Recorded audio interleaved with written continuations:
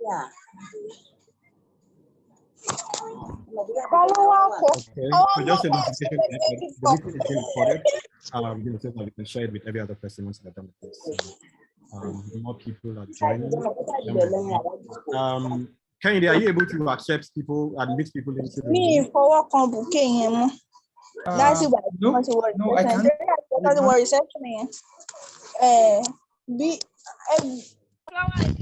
Is this now? Please, once you come in, mute your audio so that you don't cause any disruption to the call, please. More people are joining, so as they're joining, that might just cause different issues. Anyway.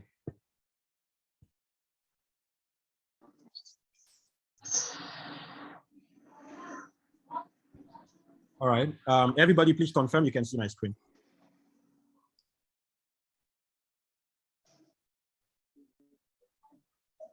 Okay, I guess we're good, so we will get started now. For people who are just joining, so let me just mention that for people who are just joining, I might not be able to admit everybody because it will be disrupting the flow of the presentation that we're doing. So when I have the time, I'll get around to admitting other people once we have already started. Unfortunately, other people can't do that, so it's just me. So we'll just get to it now. So good evening, everybody, again. Today is the follow-up class to the one we had last week, where Imole was there and Kehinde as well to do like an introduction to the entire program, why we are here, the facilitations and all of that. And today is the first follow-up on that, where we are having our first deep dive into the product design side of things. Earlier on in the week, I shared an article that gave more like foundational knowledge to what to expect in terms of like product design. So today, we're going to be doing like a recap on that, having more fun in terms of product design. So in terms of what to expect from today, number one, there's going to be a recap of the introductory article. While everybody has read that, I believe there's still a lot of things to touch on there, so we're going to be touching on that. There's going to be a class exercise during this call where it's going to, just back and forth between us trying to put to good use some of the things that we might have learned from the article. There's going to be a Q&A section. A couple of people dropped questions based on the article that we shared earlier. So we're going to be answering some of those questions and some other questions that would have come up during the course of this presentation. And then there's going to be a take-home assignment, which we would have ahead of the next call next week, Sunday. So based on that, we can get started. So the facilitator of the day is myself, Ridwan. For people who don't know, there are only a few things more important to me than the GOSI. Product design is one of them, definitely. In terms of who I am, I have over 7 years experience in designing products, running businesses, managing clients, managing products, and managing teams around the world as well. 3 of my most recent work are product design manager for Bank, a digital bank with an ambitious goal to take modern banking to 38 million unbanked Nigerians. Number 2 is head of design and CEO for Unbox, a platform that's helping people to collect cash contributions for gifts that they want from anywhere in the world. And then head of marketing, brand and design at Techhaven, a multinational software talent outsourcing company with operations in Nigeria, US, and Germany. So all of the things that I'm going to be teaching us, as well as Kehinde as well, is from experience. It's not like we are reading it from somewhere. It's actually things that we know, things that we have done, and just practical experience, really. So moving on from that, a recap of the introductory article. There are a couple of things that we touched on there. We talked about what is product design.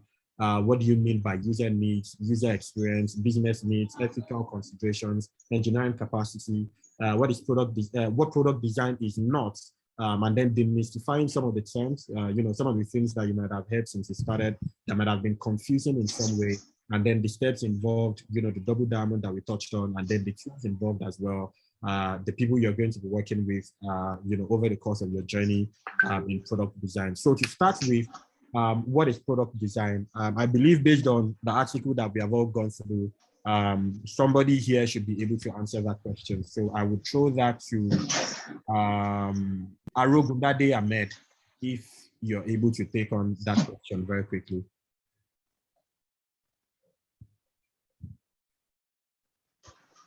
Ahmed, are you there?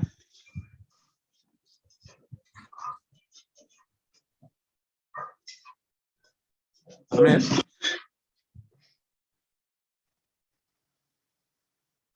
Ahmed? Oh, okay. I guess Ahmed is not available. Let me see.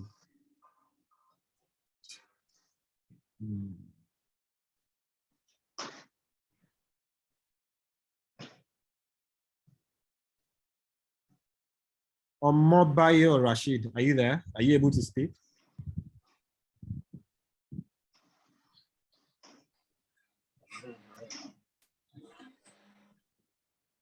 Okay, I'm here. Oh, okay. Yeah. Do you want to tell us what product design is? Wait, so number one, did you read the article earlier on in the week? Yeah, what is it? Did you read the article earlier on in the week? No, I did not. Oh, But I think okay. I have Do you have any prior like, experience? I think Do I you have have like any- what do you say? Do you have any prior experience in product design? No. I work in the actually work in a financial firm, but not related to product design at all. I'm just trying to cross over to. Oh, okay. Interesting stuff. Is there anybody that might want to take a stab at that?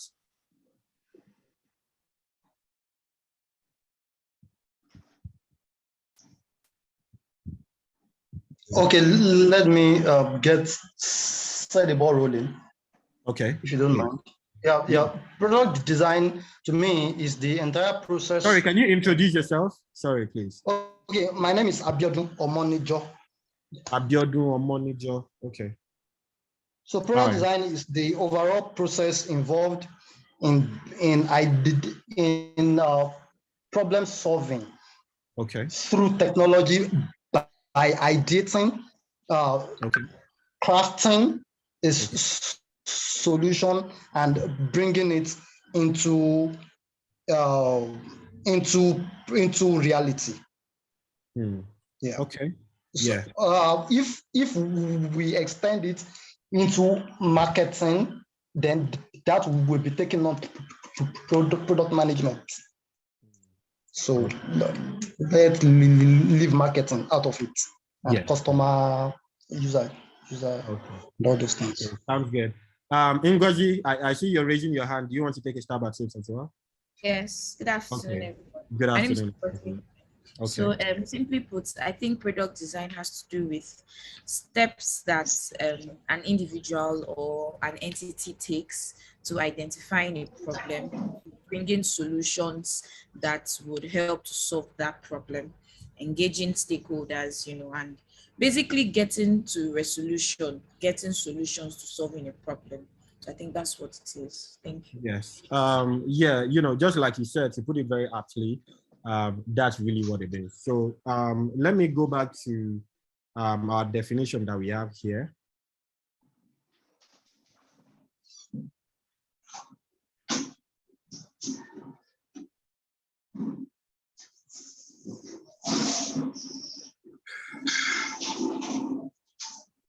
So yeah, so thank you for that, Ngozi. So to put it very aptly as well, based on how we define it here, product design involves a series of sequential steps and tools for defining problems, engaging stakeholders, and developing a solution that balances user needs, user experience, business needs, ethical considerations, and engineering capacity.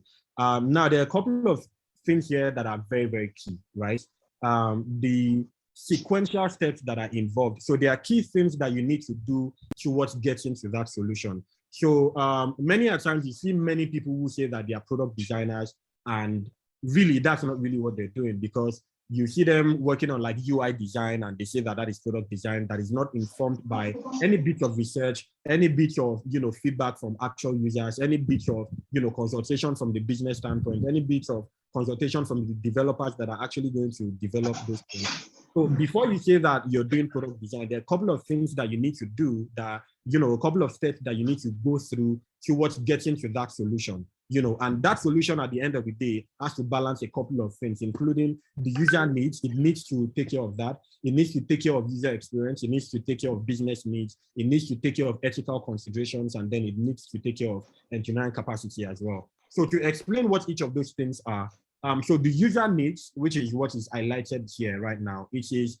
the people you are building the product for. So let's look at Uber, for instance, which is an app that allows you to hail a cab and then take you from point A to point B. So when you say that you have developed an app now and it needs the user needs, it means that the people who are going to use this product, what do they need this product to do? And is the product able to do that thing for them? So the product needs, that is one. User experience is, how do they feel when they are using that product? So, for instance, if you're supposed to use Uber, using the same example again, if you're supposed to use Uber to hail a cab and then it's supposed to take you from point A to point B, when you launch the app, how long does it take for you to move from, booking a ride, entering your address, booking a ride? Does it take ridiculous amount of time? Are they asking you ridiculous questions that is not relevant to you, booking a cab, that sort of thing? So it needs to also take care of the user experience as well, which basically is, how do people experience the product that you've built? So the product needs to also take care of that. Then the business needs as well. For every product that is built, there's a business angle to it. There's somebody who is paying for that product to be built. So you need to also take care of that business angle as well. How is this supposed to make money for people? That product needs to take care of that as well. Then there's ethical considerations. Ethical considerations, we are going to have a deep dive into that much later on, but to scratch the surface of that is basically being ethical in what you're building, making sure that you're not using dark things, dark strategy to keep people glued to your product. So to give an example, Instagram is one of the apps that they don't really have a lot of.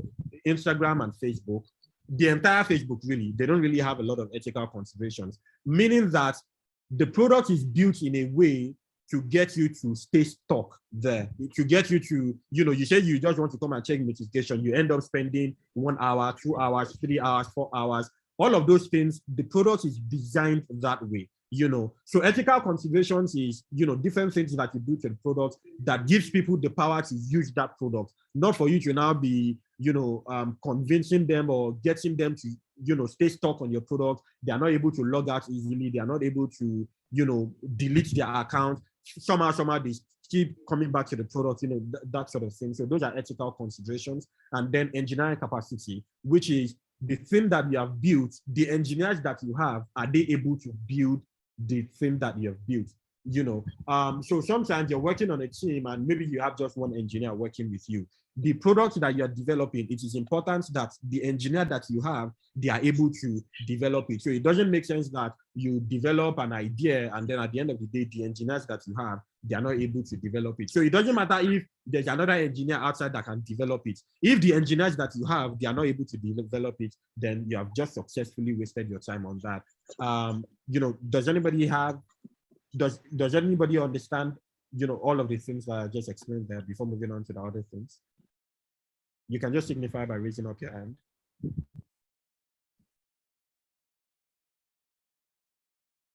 Hi, Ridwan. I'm so sorry, but please can you make Kehinde a co-host? There are a lot of people outside. They are not being able to get in and they're complaining.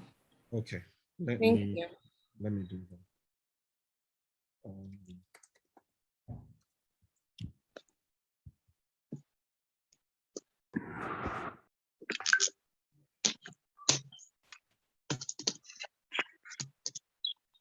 Yeah, okay, just that. You want to do it? Yes. What?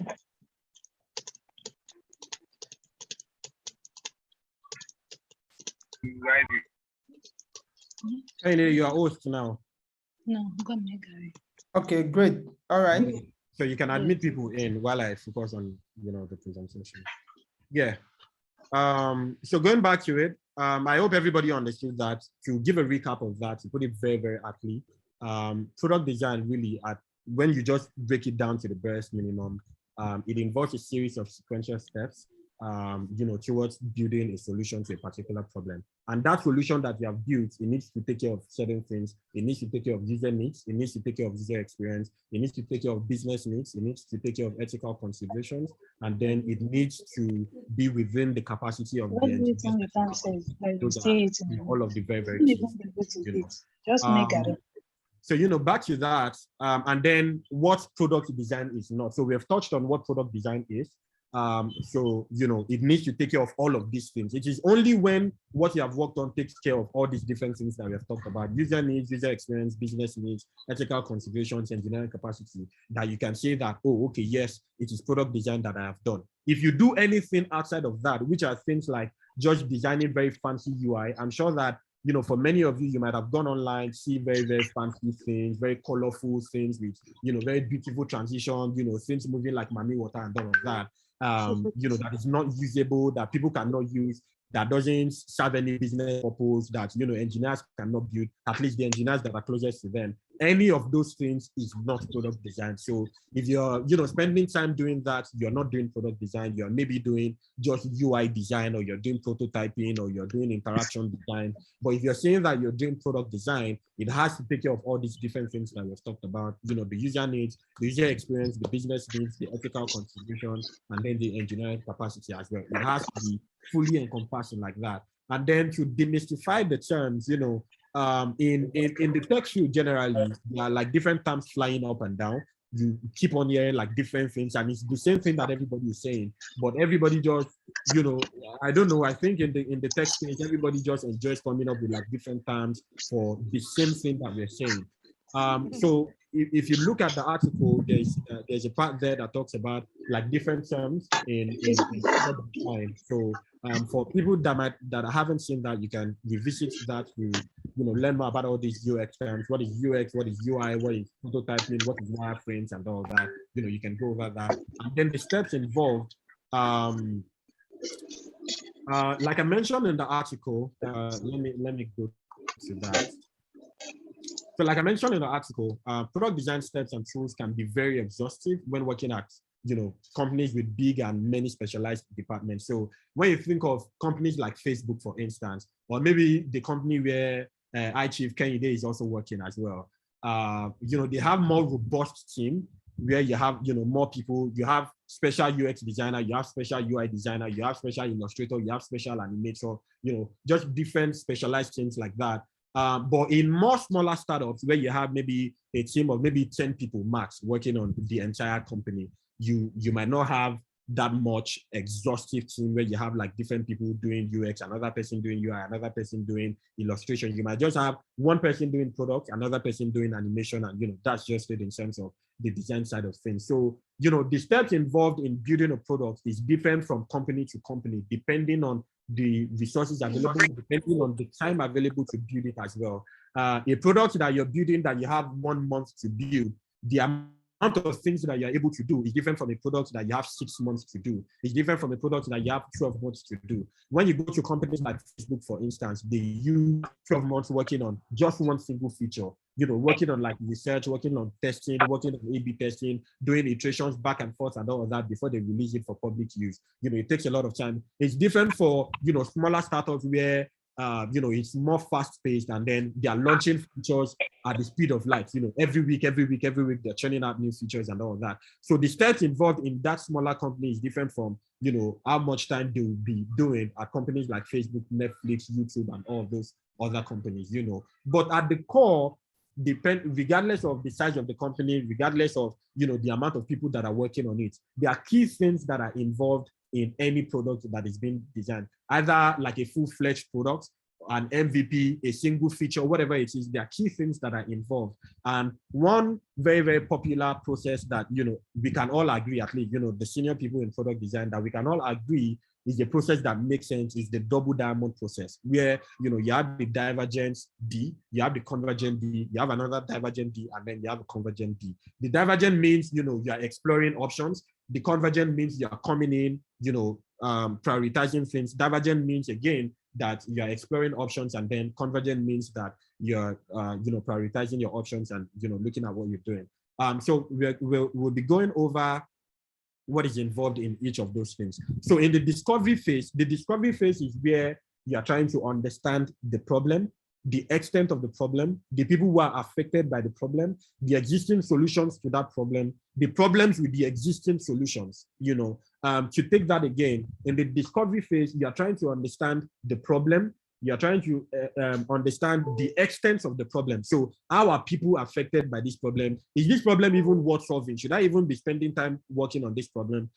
That is what you're trying to do in that discovery phase. You're also trying to understand the people who are affected by their problem. You're trying to engage them. You're also trying to understand the current solutions that those people are using, right? How are people currently solving that problem? Then you're also trying to poke holes into the existing solutions to that problem. So for instance, if you wanted to solve the problem of maybe Uber, before they came with the idea of Uber, for instance, in Lagos, we used to have all these yellow carts taking you up and down. So if you saw that as a problem and you wanted to solve that problem, you need to look for the people who are affected by that problem. So maybe, people who are going to work, and then maybe at the end of the day, by the end of the night when they are going back home, it's very, very difficult for them to get a cab, to get a bus rather, so they need to take a cab. So how difficult is it for them to get a cab? How expensive it is? You want to talk to them, you really want to dig deep to understand how exactly are they affected by that problem. Then you want to understand what are the current solutions that they're doing, So obviously they are doing the yellow cab, they are, maybe leaving their office early. And by using the yellow card, what are the problems with that yellow card? Number one, it might be that it's too expensive. It might be that it's not safe because they don't have any contact details of the person who is driving them. So they can't report that person to anybody. So, basically in that discovery phase, you're trying to understand, how big is this problem? Who are the people affected by this? What solution do they have? What is the problem to that solution? And then you're trying to just fully have a good idea of that. So once you discover that problem, that's what happens in the, in the discovery phase. In the definition phase, now you're not trying to define, just calm down now that we have understood all the ways that this problem exists, right? You're not trying to come in now and prioritize things, right? So now let's now define a solution to this. What are the possible ways that we can solve this problem? You're trying to check out other solutions that exist. How can we solve this? How can we solve this? How can we solve this? You're trying to define that. So here as well, you're also trying to go into documentation as well. You're not trying to write things down. You're trying to write the user stories based on the conversations that you've had with people. So here you start to write the PRDs as well, which is the product requirement document. So in definition stage, you're trying to define things now. So you know that you have spoken to people, you have done your research, you have checked out the existing solutions, you have done everything. So now, what exactly do we want to do? That is what is going to happen in the definition stage. You are defining things, you're writing things down,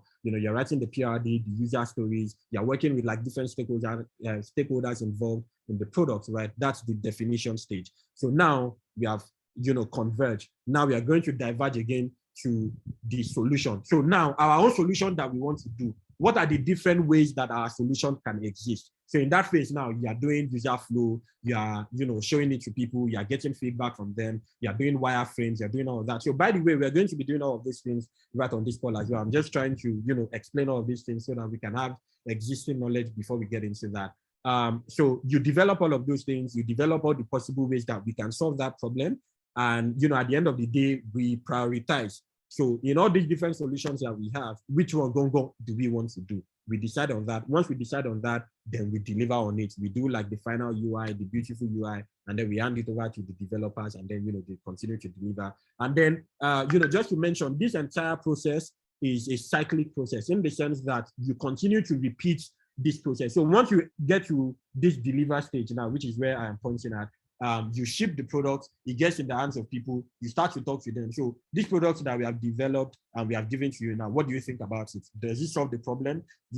Is there any problem with the solution that we have given to you? You get their feedback, and then you continue to iterate and iterate and iterate and iterate. That's just that process. So to give a recap again, depending on, the size of the company where you're working, the size of the design team, this entire process can be very, very exhaustive.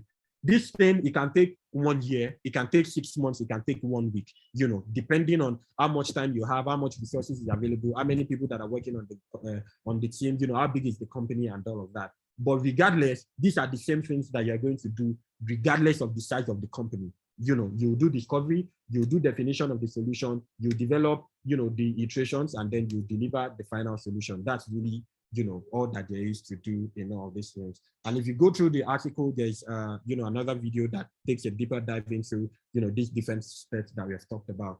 Now, in all these different steps, there are different tools that are involved. When you're doing discovery, there are different things involved. When you're doing, definition of the different solutions that are possible. There are different things involved. When you're doing your development of the different ways that you can solve the problem internally, there are different things involved. And then the delivery stage as well, there are also different things involved.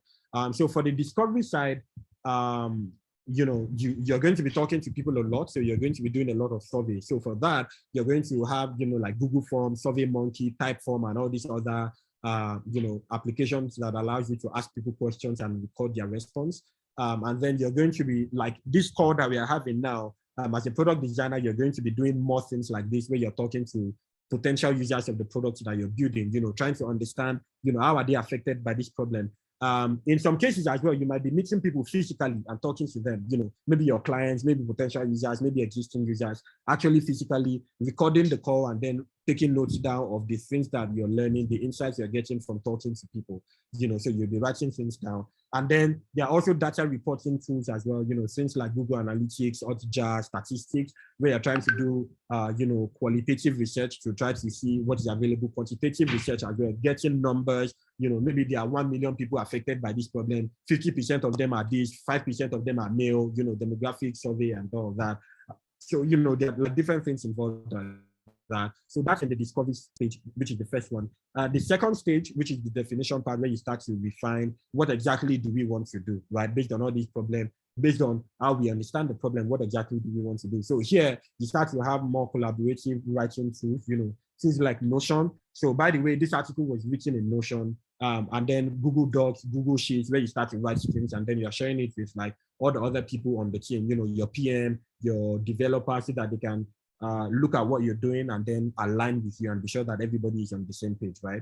So you use that to document your findings and then to write out, based on everything that you have found, this is what you think that we should do. And then, project management tools as well to lay out the work that you want to do over the next maybe 4 weeks or, 1 week or 4 months or 6 months or, whatever that is. And then, so for that, we have tools like Asana, Jira, Airtable, and, all these other tools that exist as well. So that's that for like the definition stage. And then in the develop stage, where you now start to sort of like visualize the idea of the things that you want to do, you start to get into apps like Lucidchart, apps like Miro, apps like Whimsical, there's a lot of them, even Figma as well, to map out like the user journey.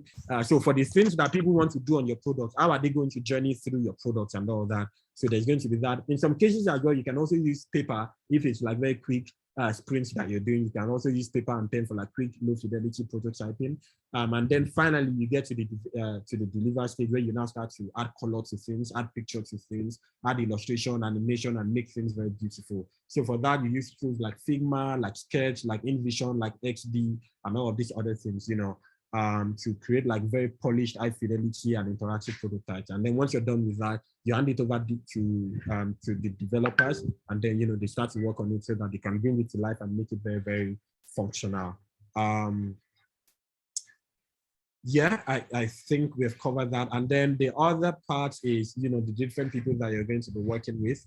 As a product designer, you're going to be working with like clients, the people who are paying for the products that you're building. You're going to be working with product managers. Product managers are the guys who manage the entire life cycle of the product. From the beginning, when you people said you are going to build the product, to the end, when you people have shipped the product, and then beyond, when you people are now in the market, people are using it, and then you're getting feedback and making iterations to the product. Those are the product managers. And then there's the software engineers. Those are the guys who are actually building the products that you have built, that you have designed rather. And then there's the QA engineer. The QA engineer is the person who makes sure that the product is working as it should. So once maybe the app is in the App Store now, those people, they download it, they test it end to end and make sure everything is working as it should. And then there are people in marketing and sales. So, those people, they are the ones talking to the users, they are, trying to get them to use the product and all of that. So they are learning things as they're talking to them, and then they'll be bringing those feedback back to the team and letting you know that, that blue that you used there,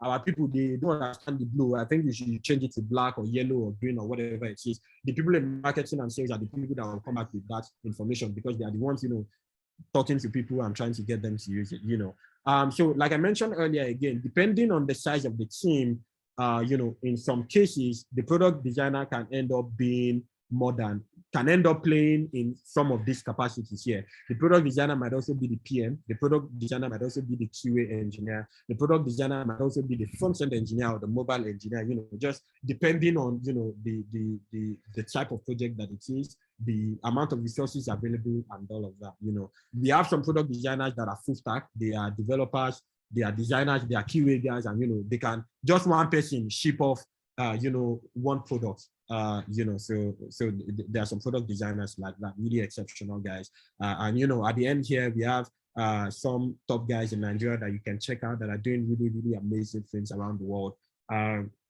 There's Imole that put this whole thing together. There's Kehinde, top guy as well. There's myself, there's Ifeanyi, there are a bunch of guys. And then there are females as well here. For the female people who are part of this program, you can check out the female people who are doing amazing things. There's Adere Sola, Atara, there's Debbie Bashon, there's Nemi, who was formerly at, I think maybe Flutterwave or Paystack or so. There's Mitchell, the designer babe. There are just a bunch of them. So in your own time, you can check them out, look at the amazing things that they're doing so that you can draw some inspiration for your own career, so that you can know that women are, they are here, they are doing really, really, really amazing things. So yeah, before I move on, does anybody have any questions, any concern, any, whatever it is that you want to say? You can raise your hand and ask or, mention.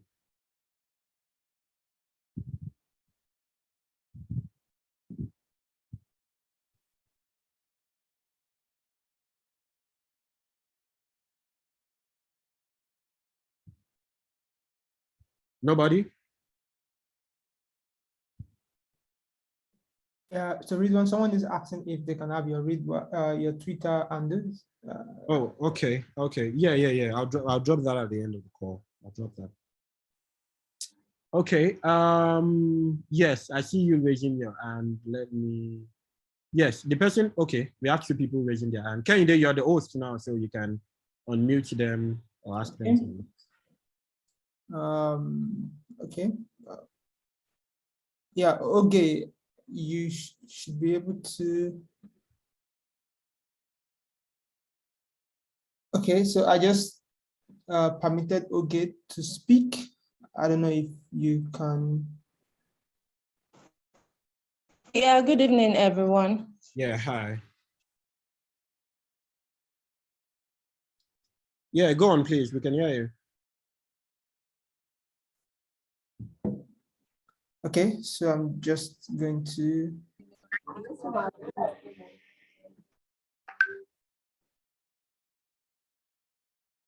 Okay, are you there?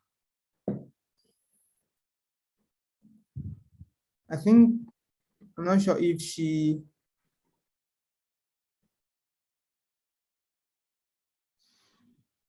Can the other person go, maybe? Yes, I did the same for. I think they need to, now you can speak peace. You can go ahead, please. You're on mute. All right, good evening, everyone. Yeah, hi, good evening. Please introduce yourself. Okay, I'm Peace Ekechi. Yes. Calling from Calabar. Okay. So I really want to understand more about the double diamond design process. I didn't really get the explanation. Okay. Did you join late? No, I didn't. Oh, okay. What part of it didn't you get? Just the flow, like how does it really flow from one point to the other? Okay, so we have an exercise where we are going to be practicalizing the concept of the double diamond.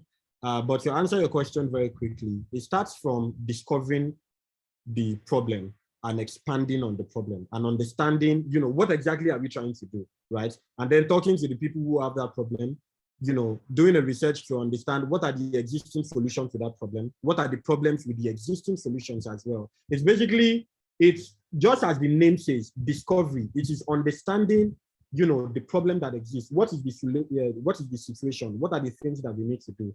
That's exactly what that discovery stage is about. The definition stage is where you start to articulate your thoughts on exactly what you want to do, right? So you have spoken to people now, you have done research, you have insights, you have everything. what exactly do you want to do? That is what the definition stage is about. So you start to articulate your thoughts. Oh, okay, this product should do this product should do that, it should do this, it should do that, and all of that. You use, writing tools and all that. It's mostly like writing. That's what we do in the definition stage. Then you go to the develop stage, which is where you are exploring the different ways you can solve that problem visually. Now you are doing wireframe, you are doing user flow, you are doing user journey, and all of those things. And once you do that, there are different people involved in that develop stage. You have the developers, you have the clients, and all of that. And then you prioritize the solution. So when you develop a solution, so many of these things that you're looking at, many of these products, the Uber, the Facebook, and all of that, there are multiple versions of that before they decide on the one that they ship to people. So for the multiple versions, they show it to like different people, the developers, the clients, and all of that. And then they decide on which one should we take to the market. So in that develop stage, you have like different options of ways that you can solve that problem visually. And then the developers will share their idea. The potential users will share their idea. The clients will share their idea, and then you take in all those considerations and decide on the final one to prioritize and take to market, which then takes you to the deliver stage. So in the deliver stage now, you are building the final UI, the final prototype that you then give to the developers that they will develop and then take to market. Does that answer your question, please? Yes, it does. Thank you so much. Yeah, you're welcome. Okay. Oyin Consola, please.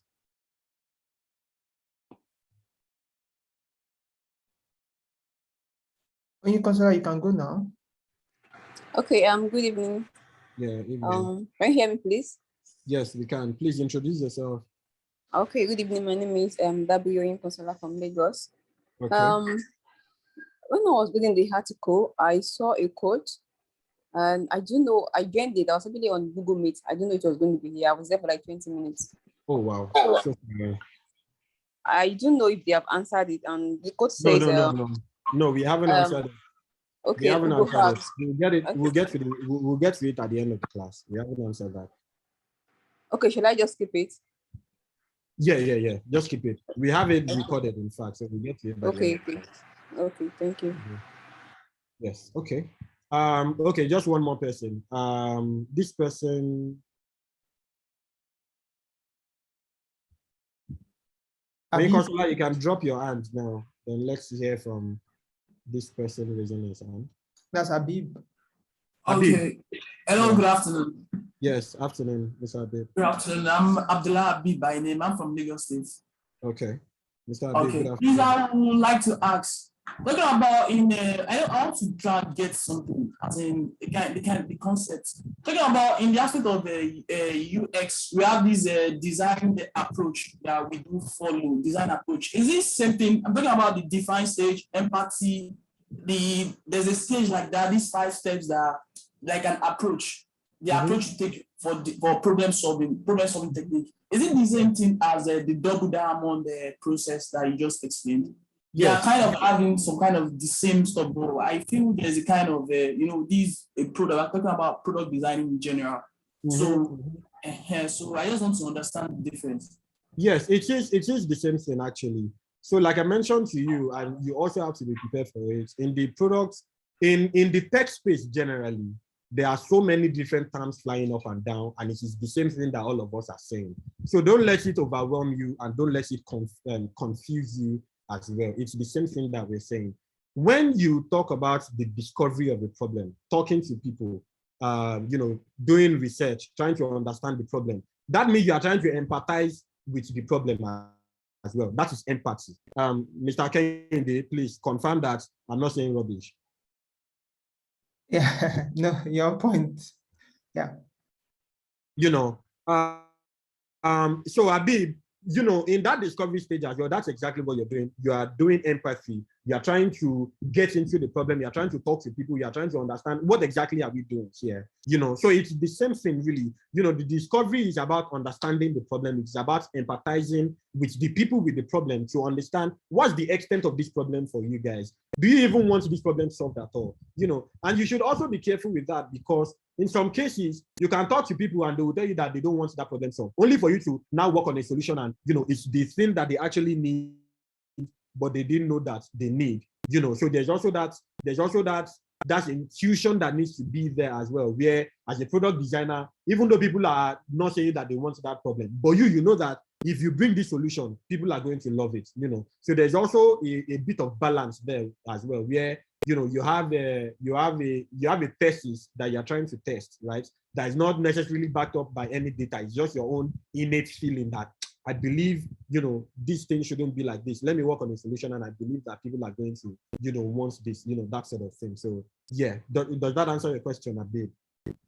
Yes, it does. It does. I guess now. Okay, great stuff. So we spent a great deal of time there. So let's move on to the next part now. So the class exercise, which we are going to do on the course, so that we can have hands-on experience and understand all these different terms that we have been throwing up and down, the discovery, the empathy, and everything, what exactly it says. So the class exercise that we want to do is to redesign WhatsApp's on-read message queue using the double diamond process. So what does this mean really, right? Let me paint the scenario for you. So for me, I lead a very busy life. So many times from morning till night, I might not be on WhatsApp throughout the day because maybe I'm at work, I'm attending meetings, I'm doing one presentation or the other. So by the time I come back in the evening, I might have maybe like 15 or 20 unread messages on my WhatsApp, right? And I find that many times, once I respond to the first 5 messages that is within my view, that is at the top of the screen, the remaining 15 messages, it is hiding under, and many times I forget to go back to that message. Does anybody here have that similar situation as well? Baba Kehinde, do you have that problem as well? Yes.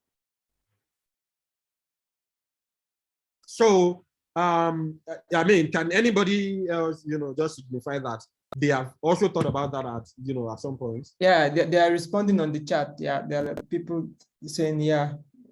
I mean, so I've seen that that happened to me a couple of times, and then I'm like, this thing, there should be a way that this process can be different now, where if I have maybe the typical scenario is even like maybe when you have like birthday or you have wedding or any particular celebration, and a lot of people are sending you congratulatory messages. Maybe you have like 100 messages, right? You have to scroll all the way down to get to the last message, when maybe there is another way that can be done that I don't need to go through all of that process. So that's the problem that we are trying to solve here, on this call right now. And we are going to be using the double diamond, which is the 4 Ds that we have. So there's going to be discovery, the define, and then the develop, and then the deliver as well. So in the discovery, like we have talked about, we are trying to establish the pain points and learn more about it, right?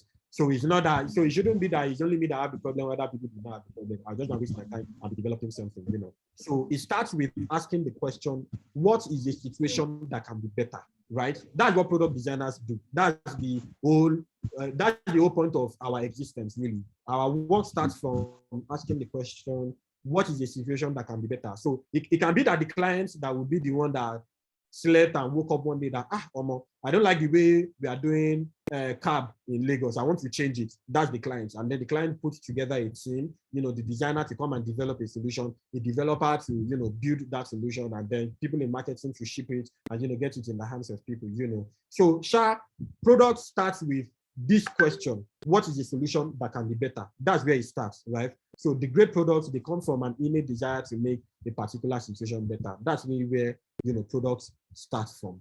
Now, an example, which is what we're doing right now, right? After a long day, just like I explained, of not being on WhatsApp, I usually have a minimum of 10 unread messages. And then as I start to respond to each of them, the WhatsApp queue system keeps other unread messages further down the queue, away from my view at the top, and this somehow makes me forget to respond to them, And me, I believe the queue system can be better, right? So that's the situation that we are going to build our entire thing on. So still on the discovery side, we now start to do research. So a product designer conducts research to gather data that helps to better understand the problem, which is this thing that we are trying to do now. So let us find out if other people have the same problem and how other apps have structured their own, queue system, right? So does other people have the same pain points? So now we are going to do user research. So we're going to define the target audience and set up a focus group. And then we are going to conduct survey and interviews right on this call now, right? So let's quickly define the target audience and then set up a focus group. So to explain what a focus group is just a group of people that you put together for the purpose of testing and feedback and iterations for something that you're working on, right? So you bring together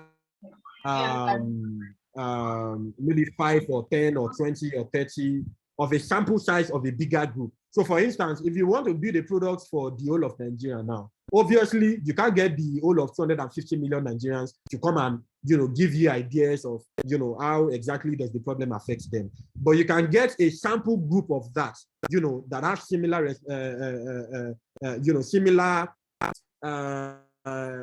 similar habits, similar demographic, maybe of the same age group, of the same economic background, whatever, however you want to define the people that you're building that product for. You get that together, and then you get maybe just 20 of those people. If you get those people and those people are happy with it, it also means that in extension, every other people that are like those people are going to like the thing that you're working on, or are going to be able to relate with the problem that you're solving. I hope everybody got that explanation that I've just explained now. So to define the target audience, I'm going to use myself as the basis, right? So somebody like me, I'm in tech, I have a job, I'm working every day. So I'm going to build the focus group around myself, right? So let's pick just 10 people. Let's do 10. Let's keep it at 10. Or let's do 20 because there are like a lot of people here. So let's do 20. Let's do 20 people who have a job. They use WhatsApp a lot. So the first 20 people who are able to raise up their hand, we are going to use them that are on this call as the focus group on this product that we want to build this evening. So please, 20 people raise up your hand. The first 20 people, we are going to use them in the focus group. Just 20, please.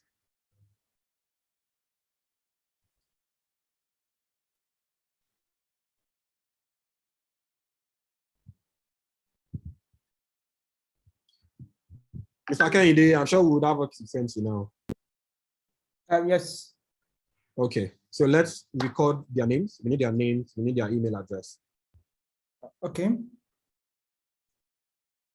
So I think we should call out their names so that we will know. We have Ngozi Agwai, I hope. Agwai, right? Yeah. Yes, Agwai. Okay, cool. And then we have Abib Abdullahi. Am I too fast? No, you're not. Okay, so we have Godwin Chinda.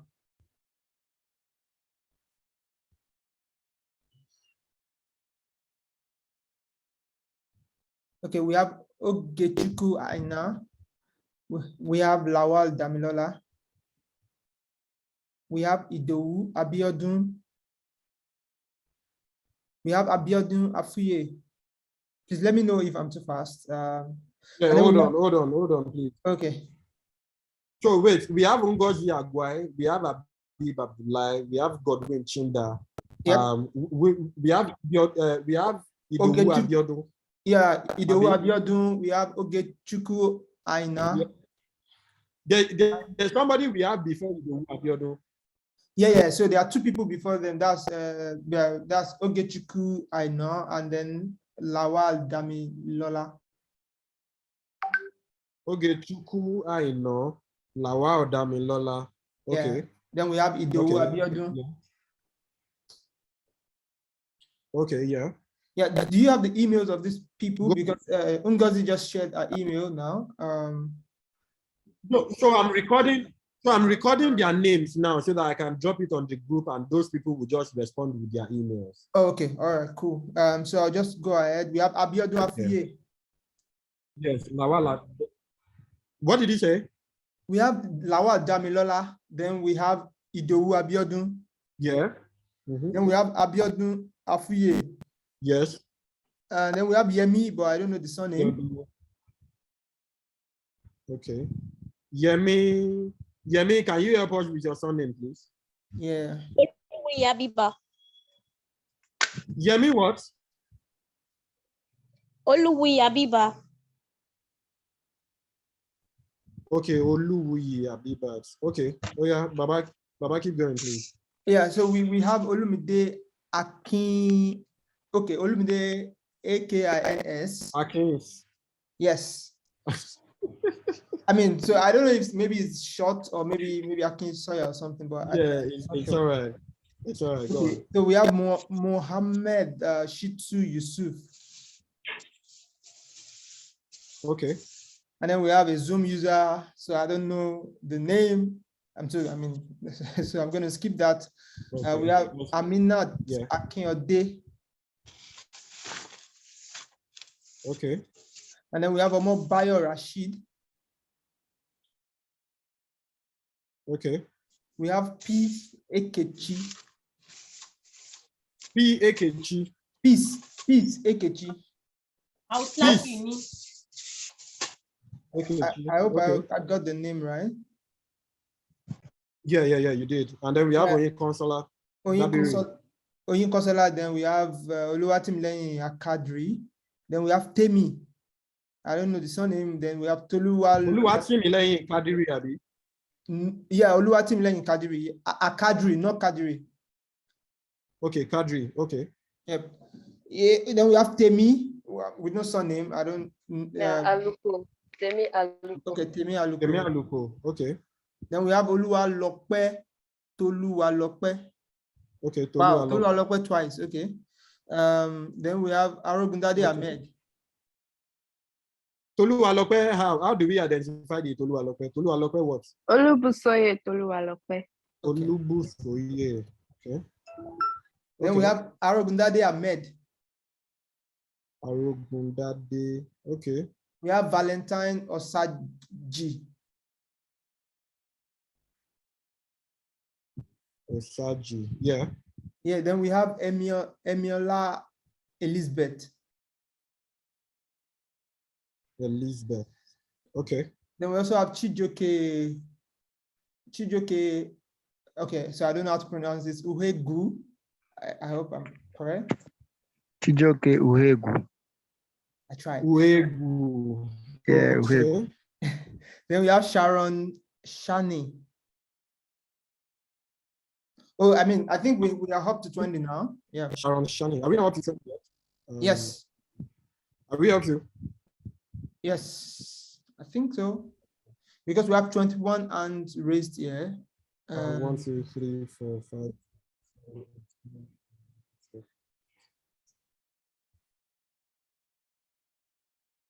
Already have 22, chef. Yeah, so so we can go. We'll stop at just so that we can control this and keep it moving very fast. So we'll stop at Emiola Elizabeth. So we have Ngozi Agwai, we have Abib Abdullahi, we have Godwin Chinda, we have Idowu Abiodun, we have Ogechuku Aino, we have Lawal, we have Abiodun Afuye, we have Yemi Oluwa Abibat, we have Olumide Akins, we have Mohammed Shitu Yusuf, we have Aminat Akinyode, we have Omobayo Rashid Peace, we have Oyin Consola Dabiri, we have Oluwatimileni Kadri, we have Temi Aluko, we have Toluwalope Olubusoye, we have Arugundade Ahmed, we have Osaji, then we have Eniola Elizabeth as well. So if you heard your name, please drop your email address in our WhatsApp group.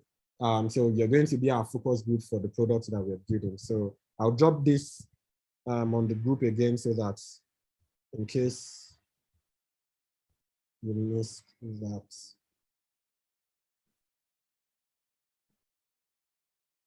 Okay, so we have 2 emails already. So I just added this one. Okay. All right. So let that keep going on in the background. So we'll come to that. So like I mentioned earlier, the idea of building a product is that it is useful for people. It actually has people in mind. It's not just, your own problem and no other person is using it. It has to be built for people. So even if the idea of a product came to you from a personal situation, you need to go the extra mile and find out other people who are like you, who might be able to tell you whether they have that problem or not. So the whole point of doing that is so that you don't, at the end of the day, put in a lot of work, and at the end of the day, nobody, has the same problem that you have, or maybe they are not even affected enough to want to pay for that solution that they have worked on. So the whole point of that is, to establish that other people have this problem. This is how it affects them. And even when you talk to other people, it gives you other ideas on how you can solve that problem, different from the way that you were thinking about it. So that's the whole point of empathizing with people, So that's what we have done now in, like I told you guys, I'm using myself as the basis that, I have a job, I go to work, I'm not always on WhatsApp. Who are other people like me, So all the other people on this call, they are young people, maybe they have a job, maybe they don't, but, they don't live on WhatsApp, and, they have birthday, they have different things, and, they have a bunch of messages, and then they struggle with, messages at the down, and then they need to go all the way down to bring up this message. So that's what defining the target audiences of this product that we want to build now, and then setting up the focus group. So we have about 200 people who registered for this program, but obviously we can't talk to the whole 200 people. It will be very, very exhausting. So we can just get a sample size of that, which is 20, which is, just 10% of that whole 200, and then talk to them and, just move on from what we want to do. So now that we have established that, and we have set up our focus group, which is all these 20 people that we have talked about, we'll then move on to conduct a survey with these people to understand, so how exactly, is this problem affecting you? Do you even want the problem to be solved? Are you having this problem as well? Let's talk to them. So we are going to set up a survey now, and send it to these 20 people now, and their response will come in. We'll look at it together. So you can unmute yourself and ask a question. My question has been answered. Okay, fantastic, brilliant. All right, so let's go on. Who is that? So now I've clicked on, Mr. Kehinde, what's going on? Honestly, I don't know. I think that's Imole. That might be Imole. It's not. We need cybersecurity. It's not. We need cyber security people here. It's not Imole, I can assure you. Don't worry. Okay. Okay, whoever that is, please just mute yourself. So like I said, so we have sorted that out. We have our focus group now. So we want to do our survey to understand, whether these people even have this problem at all, how are they affected by this problem and all that. So I already set up a couple of questions that we're going to ask these people. By next week, Mr. Kehinde is going to take us into a deep dive on how do we come up with these questions that we are going to ask people. There's a way that you come up with these questions that you will ask it in a way that, we'll just get to that next week. But, I already have these questions, so we are going to set it out. So if you can see my screen, I have a bunch of these questions that I already put together here. So how often do you use WhatsApp, right? And we have these options. I'm always on WhatsApp, or B, I go in and out of WhatsApp daily, or C, I'm really on WhatsApp. And then the second question is, have you ever forgotten to respond to an unread message on WhatsApp? If yes, why? And then we have all these options here and all of that. So we'll go to Google Form now and go and set up this survey that we want to send to these people. Like I mentioned, this is the typical thing that you are expected to do if you're a product designer. So let's go to Google Forms and set up our form that we want to send to people and understand whether this problem that I said I have now, maybe I'm just living in my own head and the only one that had the problem, other people don't have it. Let's find out from people and validate this thesis that I have, that this concept can be better, the queue system of WhatsApp can be better. So just hold on, we are getting to it.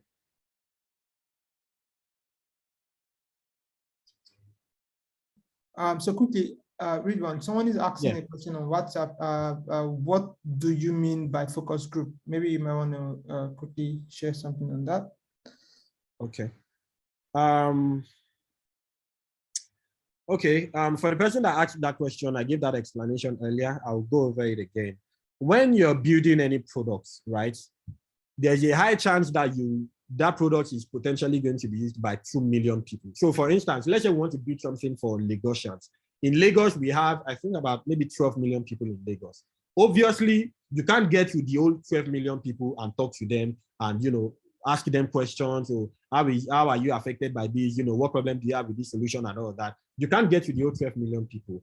What you then do in that situation is you get a sample size of that old 12 million people, right? Which can be just 5% or 0.1% or 0.2%. And you bring those people together, you keep them together for the purpose of engaging them, talking to them, finding out from them, what's your problem? What's the solution to your problem? What's the problem with the solution that you have? And then once you have a solution, you go back to those people again and show them, this is what I've developed. What do you think about this? So it's just a group of people that share the same character, that share the same, you define the character that you want. Maybe 20 years old that are in university, that are collecting money from their mommy, they are not paying school fees by themselves. So you get people that share the same character, just 20 of them, you bring them together, you put them in a group, and then you talk to them to understand the problem that they have. You talk to them to understand the solution that they have. You talk to them to understand the problem with the solution that they have. And then when you develop your own solution, you go back to them again and show it to them. So just a small controlled group that you can talk to, get ideas from, vibe with, talk to them, bounce ideas with them, and, just continue to, feed off ideas with them, basically. I hope that answers your, your question. Yeah, thank you. Yeah.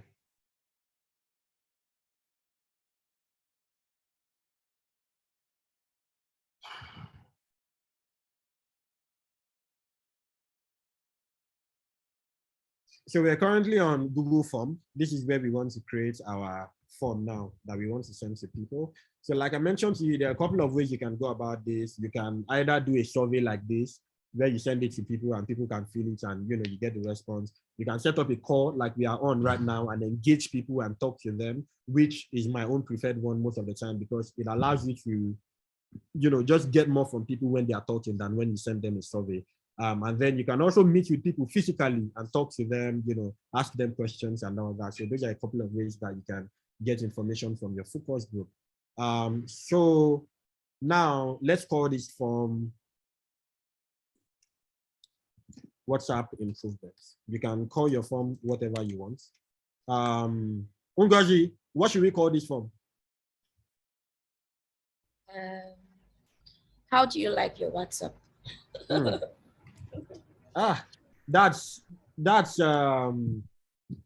That already gives up too much, right? Okay.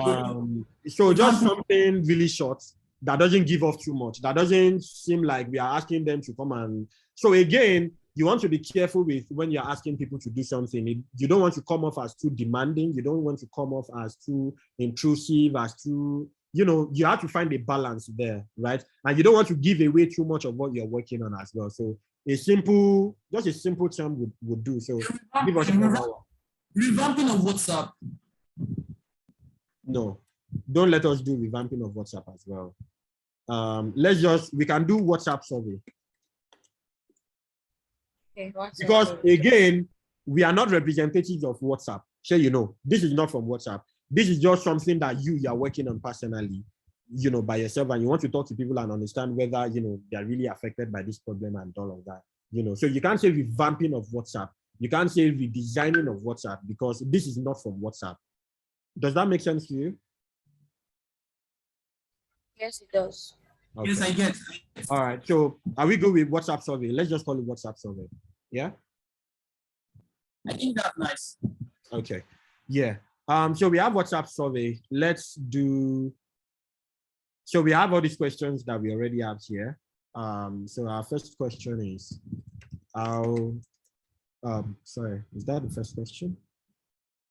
Okay, the first question is, how often do you use WhatsApp? And we have a couple of options here. We have option 1, always on WhatsApp. We have option 2, I go in and out of WhatsApp during the day.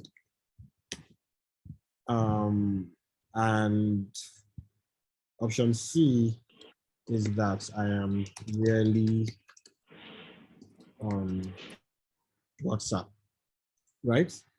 That's the first question. So we had our second question that says, what's our second question? Have you ever forgotten to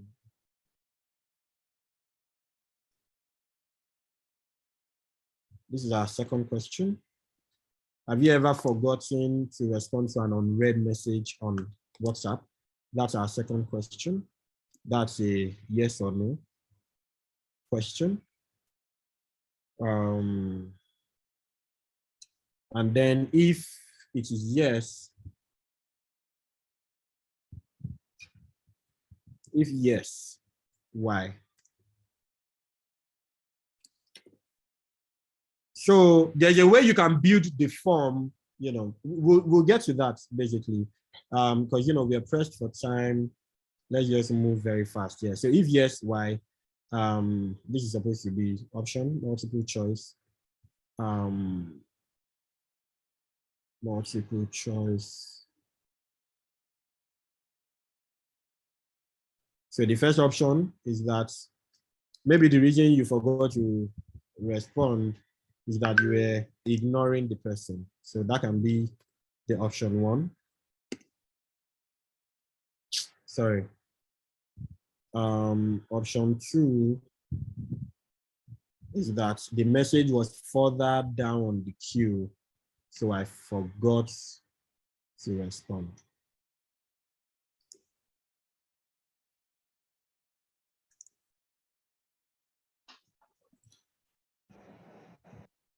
Onye Counselor, is there any other option you think should be here?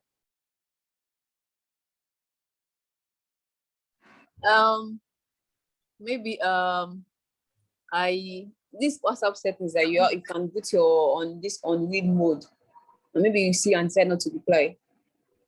Isn't that the same thing as you were ignoring the person? Yeah, we are ignoring actually, but this is not this is not, oh, I don't know, maybe this is not an obvious ignore, but that person might not even know you read it. That one was what? Because the person might not even know you've read it. Yeah. All these things here is that you haven't read the message at all. So it's not like you read it. It's not like you opened the message and you didn't respond. This one is you haven't even opened the message at all. Okay. So the two options we have is that you saw the message, but you intentionally left it. Or, okay. So I think we need to adjust this one here. You saw the message and intentionally left it. Mr. Kehinde, do you think this is a better and more descriptive option? Unintentionally left it. Left the message unread. Okay. So we have a response also on the chat. Someone said I had less time to respond to messages. That's from Belra. I mean, I want to consider that. Okay, should we put that? Yeah, so it means that if you had less time, it means that you saw the message, but you couldn't get around to it, which I think falls in the same box with option A. Don't you think? Yeah, and then another person, I left it to come back later. Yeah, so I think it's almost in the same bucket as the one we have on the first option. Yes, I think it's almost in the same bucket. So I think this is good.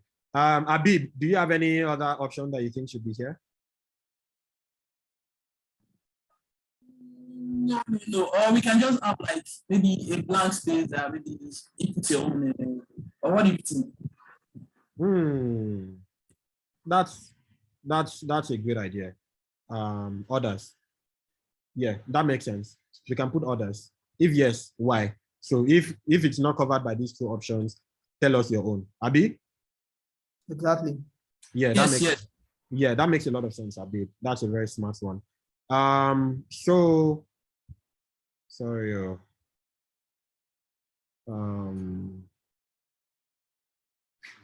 So now I believe we have this.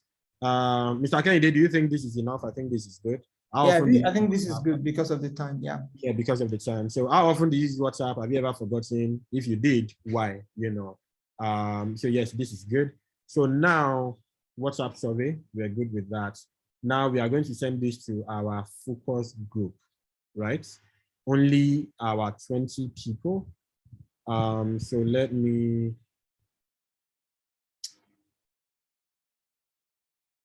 get the email addresses of our people.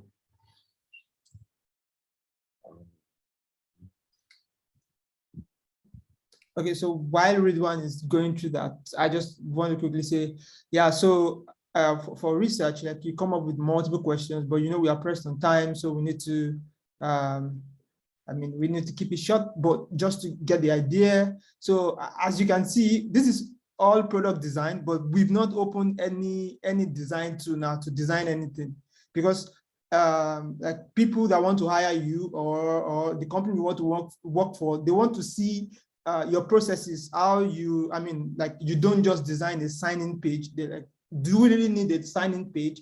Can't people just sign in with their mouth, like say sign in, and then the stuff opens on it? So they want to know like how you get to the screens, what led you to this process. So if you can really like, articulate your step process, how you got from, okay, I asked some people questions, and then this was the response I got from them. When I got this response, I felt we asked further questions. So based on all of this data, we did this, we did this, we did that. Then that's when you finally came to a decision, maybe a UI or whatever, which we will also get to, if we progress in the course of this session. So now, as a product designer, you don't just jump straight to picking up a tool and start designing, because you'll probably be frustrated because you don't have all the details that you need to design. So this is still part of your job. And I also mentioned something earlier when we started. Some companies, let's look at Nigeria, for example, because some companies don't want to invest so much money, putting teams that are just doing research alone, and then you have the people that are designing alone. So I'm going to take the company I currently work for example, here in Germany. So it's a big company, and then they have people that are doing all the research. Like that's the only do. They don't design. They don't draw boxes, and they are product designers. And what their job is they talk to people about our products, just to know, okay, what can we do to improve it, blah, blah, blah. They do this kind of survey because of COVID. Now you do most of it on Zoom so that's why you need to also know how to set up all these Google Forms and stuff like that. Because eventually when you'll be creating a portfolio to get hired, these are the things they want to see on your portfolio, that, oh, this guy or this lady can ask questions, she can probe people to get what she needs to put on a UI and stuff like that. So that is the reason why it's taking us through all of this. You need to know how to create Google Forms, you need to ask questions, and then you use all of the analytics to make decisions. So in our company, we have people doing all of the research, while we have people doing the design, the UI itself. Yeah. Okay, so Ridwan. Yeah, thank you for that, Chief. So please, all the 20 people, confirm you got the email.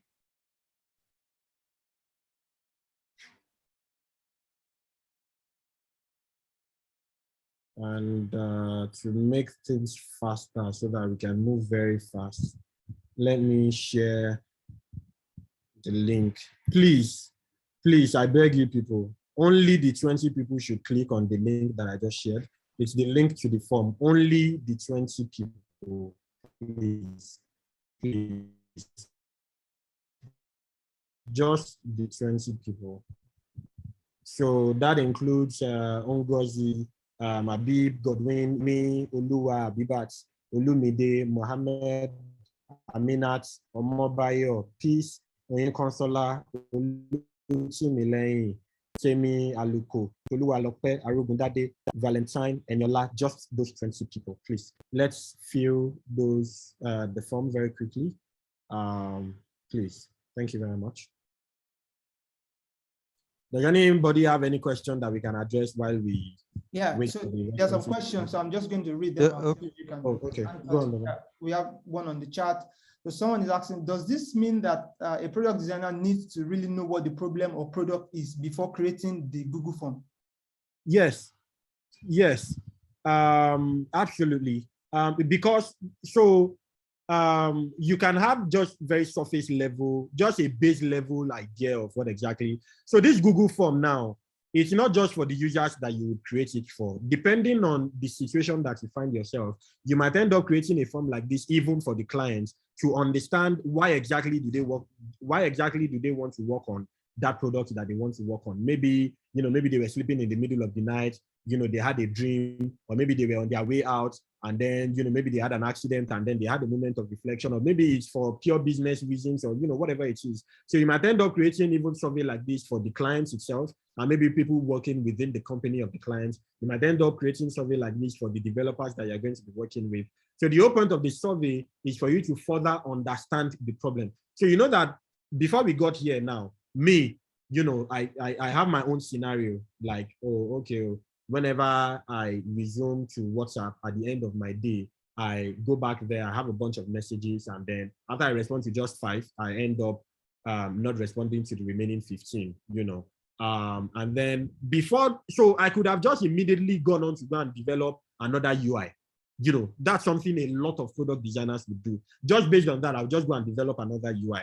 But as product designers, you need to first find out this problem that I think I have. Are there other people that have this problem like me?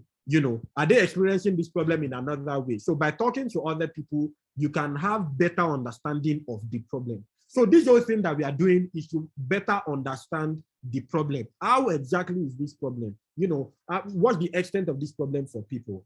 That's exactly the whole point of this. So at the very core, you just have like a surface level idea of, oh, okay, this is what we are trying to do. Oh yeah, let's now do survey. Let's do research to find out the extent of the problem. That is what we are using all this survey for. Does that answer your? Oh, okay, we don't have the person, but I hope that answers the question. Yeah. Yes. Okay. Sorry, Mr. Kehinde, I'm trying to message you on your private message. I'm yet to get the email. Yeah, I'm responding to you, so I'm going all right. forward that to you now.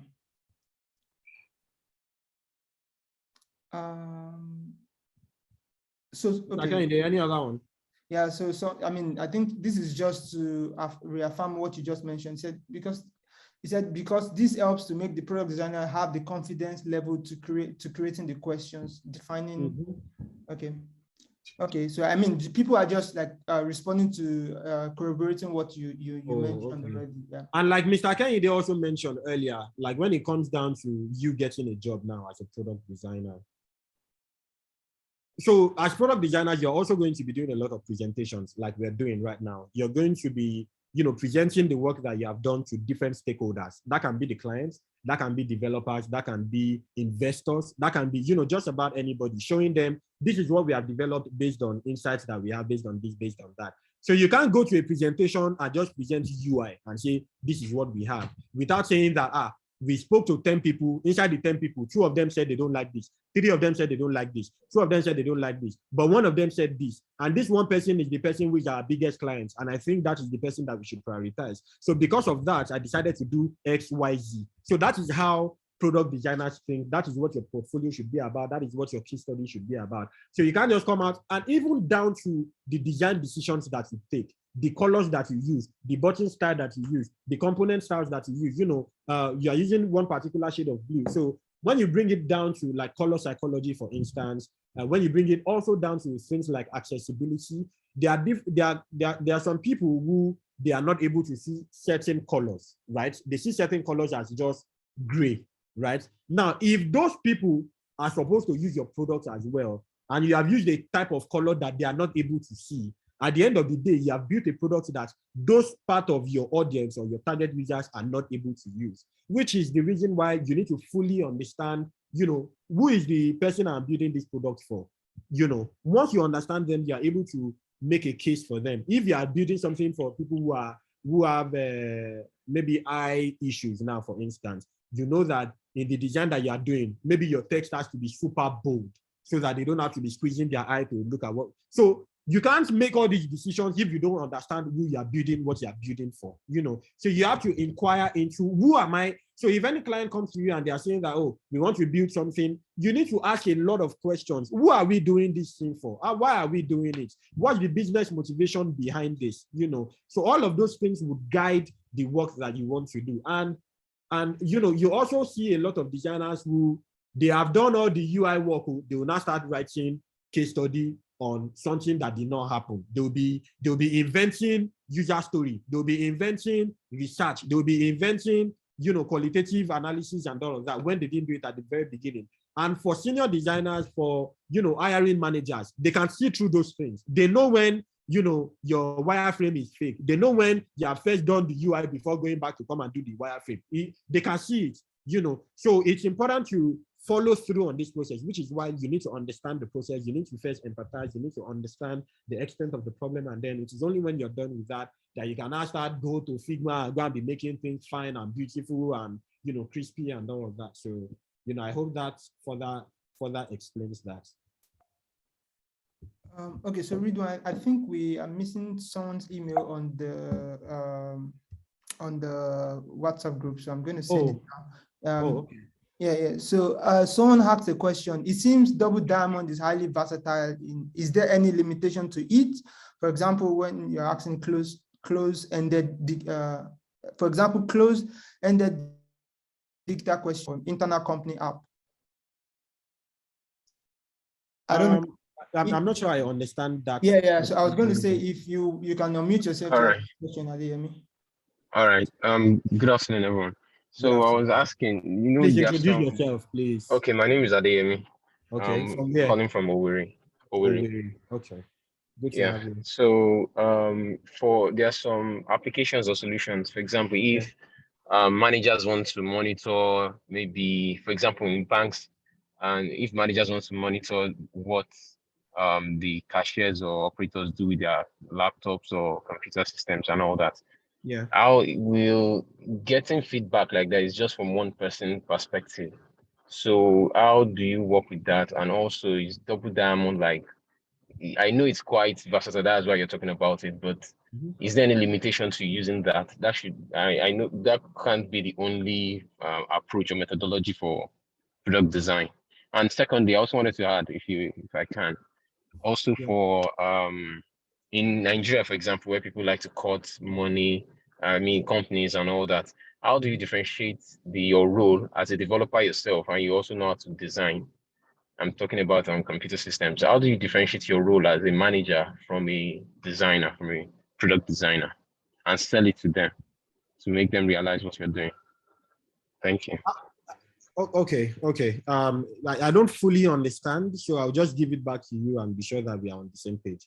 So what you're saying is that, to your first question, you mentioned that if you're working on a project for like an internal project within a company, right? And you give an example that maybe they want to develop a software to monitor what other people are using on their system, right? And it is the HR that wants that software to be done.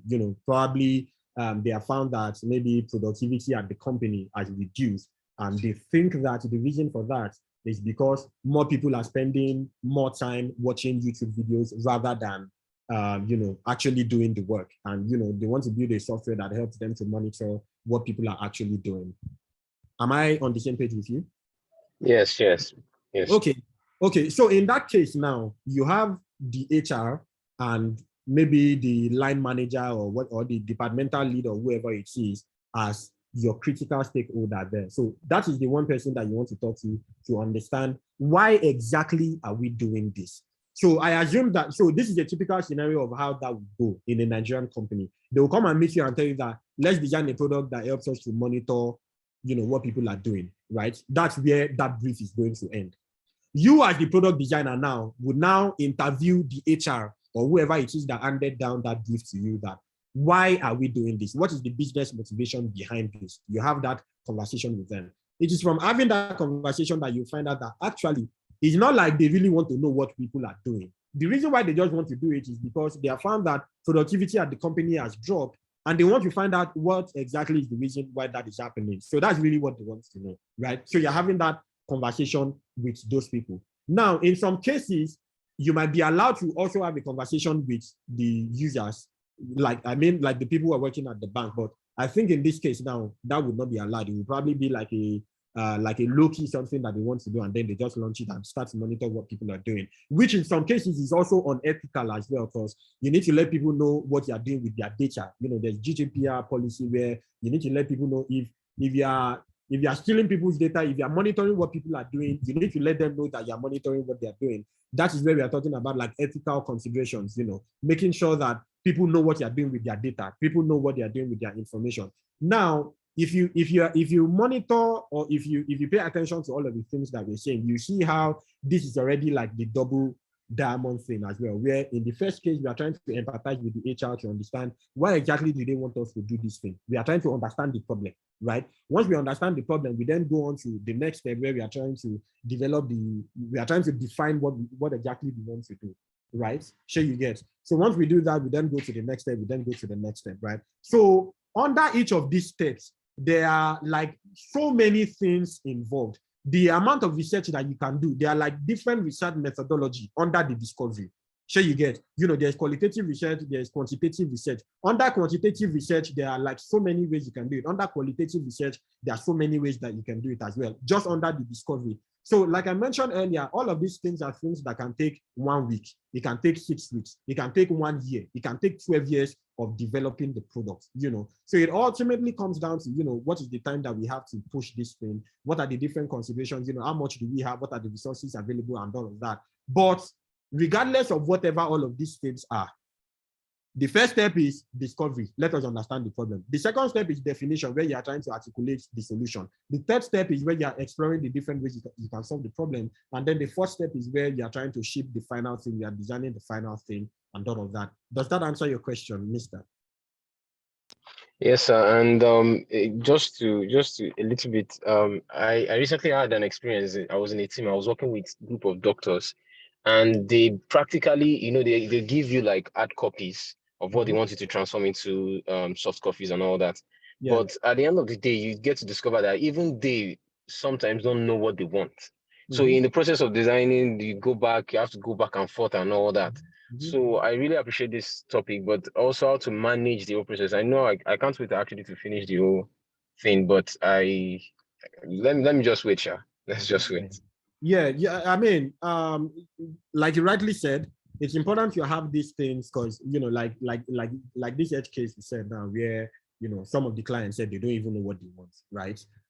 It is a session like this that helps you to uncover the things that they won't say in a document. It is by having conversations with them that you find out the innate things, the underlying reason why they want you to work on something. That is the only way you can find it out. If you don't do that, there's no way that you can find out. And then to your second question, you talked about if you were to be a designer who can do multiple things. So maybe you can design, you can also code. How do you differentiate those things, right?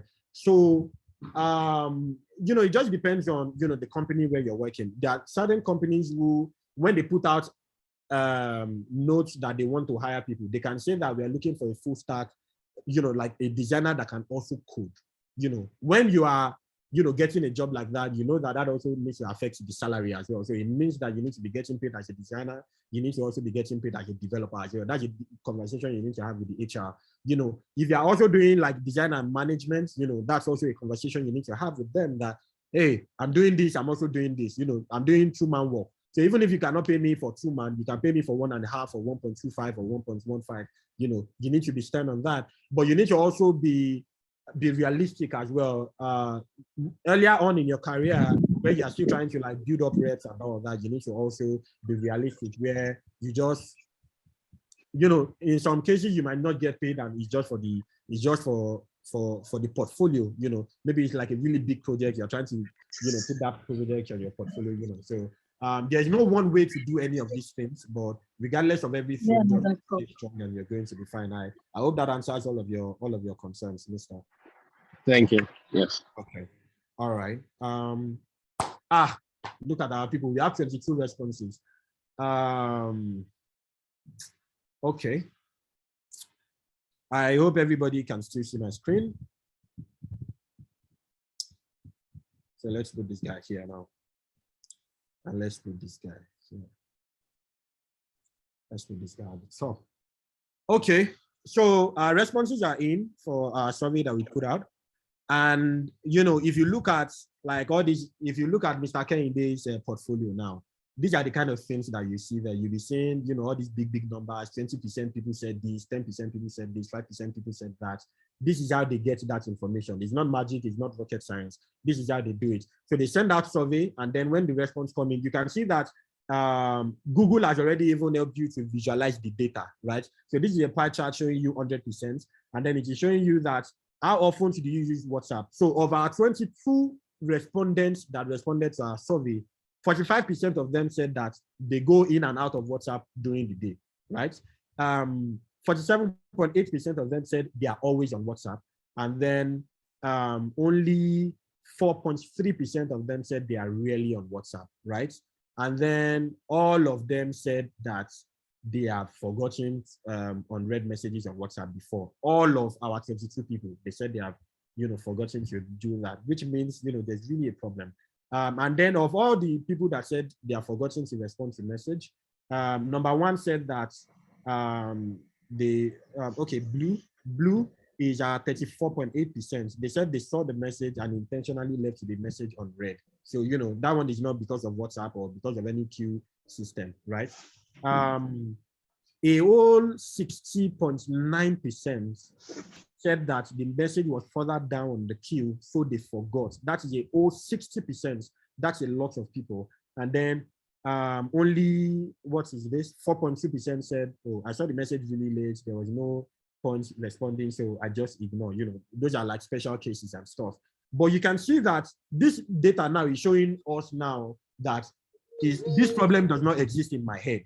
Actually, other people have this problem. So I've validated these points now that this queue system, there's actually a problem with it. The way WhatsApp is showing messages, a whole 60% out of 22 people said that themselves, they are having this problem. You know, I hope, you know, this is making sense to people, you know. And then, so this is like the summary. You can then go over the individual responses from people, and then, you know, just go from 1 to 2 to 3 to 4 to 5 and all of that. You can also drill down on this to see that, so the 50% of people that said they always go in and out of WhatsApp during the day, what was their own response? The people who said they are always on WhatsApp, what was their own response? So you can like deep dive into this. So like I said, all these things is dependent on the amount of time that you have. If you have like 3 months to work on a project, the way you can flex your muscle is different from when you just have like 1 week or 2 weeks or 3 weeks to work on a project, you know. So for this one now that we have, is just on this call that we are doing it, you know, we have seen now that, you know, 60%. So I think this is a good number. If we had like a very small number now that maybe all of them now, they said that the reason why they have unread messages is because they saw the message, but they intentionally decided not to respond to it, then maybe it doesn't really make sense to solve the problem. But now that we have seen that a whole 60% of people have said that, myself, it's because all the message has gone down and, you know, I'm just started to scroll down and then I forget to do it. So this is the kind of data now that you carry and go and meet your clients or your guy or your boss or, you know, the product manager, and let the person know that, I did a survey with our users, so, and 60% of them, this is a number that would ring a bell at any company, that 60% of them said they have a problem with this feature. And, you know, immediately everybody needs to, you know, get down to work and make sure that we work on that solution. So now that we have this, let's go back to here. So like I said, we have defined our target audience, we have set up the focus group, we have conducted our survey and interviews, and the answers are in. We have seen that 60% of people have this problem, right? They can relate with this problem. So now that we have done that, we already have that summary on our Google form. The next thing to do is, how are other social media and messaging apps on read messages queue structured? So now that we have seen this, we also want to check out on Facebook, on Instagram, on Twitter, on Telegram. If you have unread messages, is it the same way that you have it on WhatsApp that it is there as well? We want to see that and see if there's 1 or 2 things that we can pick out from there. In product design, that's basically what we call competitive analysis, which is basically you checking out other people that exist in the market and trying to see what is our own strengths, what do they have that we don't have, what do we have that we don't have, you know, what don't they have that we can leverage as an opportunity to enter the market and, you know, sift their own customers and all of that. So that's really what that is about. So, but we're really pressed for time. I would have loved for us to do that, but, you know, we can't do that right now. So we just keep that. But we have done like the most important one, and we have an idea of, what that is. So from here now, we would move to define, so during the definition stage, you try to articulate the problem and scope the work to be done. So here we define the solution and then we develop the user story as well. So for this, like I mentioned in that article that I shared, we use collaborative documents, things like Google Docs, Notion, and all these other docs that you can share with other people so that they can see what you are typing. You don't use Microsoft Word for things like this, or you don't use any other, all these traditional software that you have to be downloading the document and be sending it to them. You need to use a collaborative software so that as you are typing, they are seeing it, so that everybody would have one document, so that you don't have a different version, another person has another version of stuff, So let's go to Google Docs. Please, are you people enjoying the class? We've been here for almost 2 hours now. If you're enjoying the class, please, you can signify by raising up your hand. You can clap, you can unmute, and let us know you're enjoying the class. So I really enjoy the class. And the class is going well. Over enjoying the class, man. Ooh. What's that? Okay, I think we got good response from people. Yeah. So so this is Google Doc. The one that we used earlier on is Google Form. So just to put it out there as well, Google is the godfather of, they have almost everything that you need in terms of documentation. They have Google Form, they have Google Slide for when you want to do pitch and you want to present to your clients, to all the different stakeholders involved. They have Google Form for when you want to do your survey. They have Google Docs for when you want to articulate and write and do your PRD and user stories and all of that. They have Google Sheets for when you want to keep track of different things. You can use it for project management, task management. You can use it for your Q&A as well, your QA rather. So Google is really, really powerful, and all these things is for free. Absolutely free. You're not paying any money, So that's why we're using that here. So let's open our Google Doc now and let us do our definition, right? Let's articulate.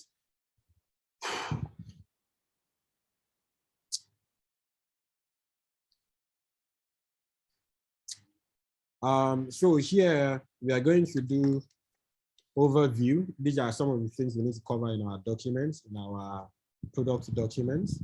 We're going to do the overview. We are going to do, let's see if we can do the problem. And then,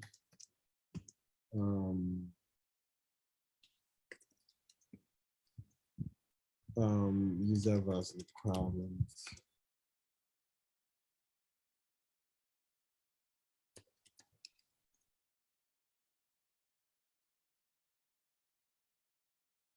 Okay, so let's just do copy and paste. Really tired, small. So let's just copy and paste our overview. Our overview is our sample situation. So the overview is basically just a summary of the situation that we are trying to take care of here. So let's put that in our overview. So our overview is that after a long day of not being on WhatsApp, I usually have a minimum of 10 unread messages. As I start to respond to the unread messages at the top, the WhatsApp queue system keeps older unread messages further down the queue away from my view. Let me enlarge this so that nobody is training their eyes. So away from the view at the top, and this somehow makes me forget to respond to them. I believe the queue system can be better, right? And then we can say that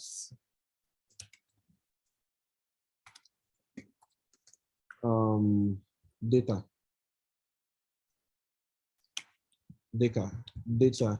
So 60% of sensory respondents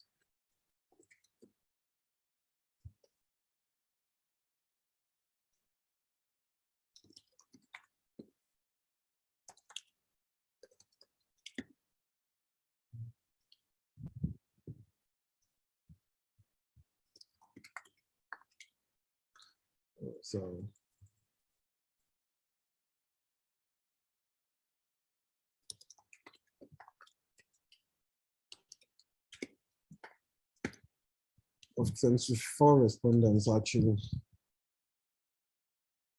So here you can include link to survey reports so that whoever it is you're sharing these documents with can see that you are not lying about what you've just said. So the problem is that people forget. Problem is good.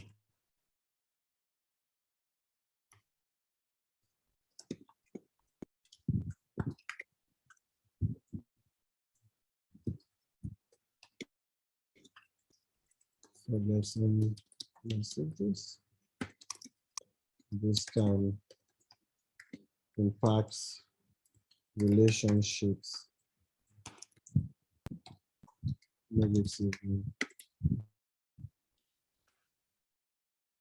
So the problem is that people end up forgetting the messages, and this can impact relationships negatively. So for instance, now, if maybe your close friend sends you a message and it's further down and then you forget to respond to the message, I'm sure some of you might have been in a situation where your friend gets pissed that they sent you a message and you didn't respond on time, when the situation actually is that the message is further down and then you forgot the message. So that means WhatsApp is spoiling my relationship instead of making it, right?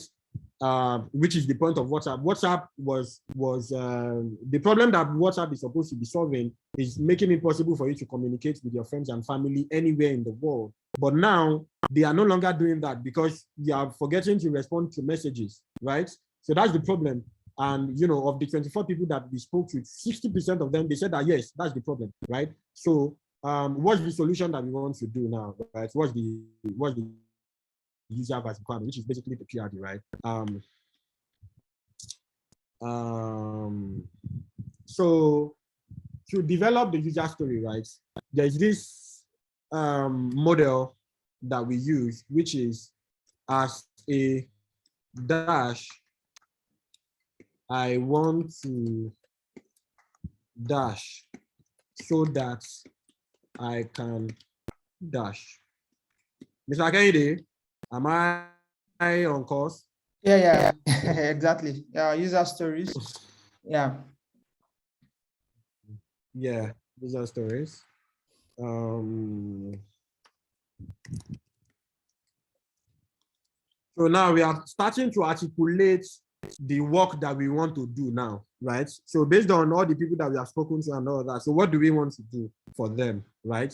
So there is this model that we always use that helps you to just structure how you want to structure that helps you to structure the statement from the perspective of the user. So the key thing in all these things that we are doing is that we are making sure that everything we are doing is from the user's perspective, is what the user is the problem that the user has. It's not your own assumption, it's not your own ego. It's actually something that is affecting somebody, right? So this structure helps you to structure it from the perspective of that user. So as a dash, I want to dash so that I can dash, right? So let's put that to good use now. As a WhatsApp user, I want to see all unread messages at the top so that I can respond to them.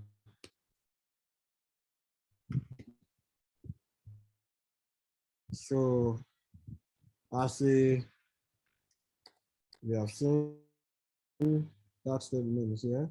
I want to see all unread messages at the top so that I can respond to them.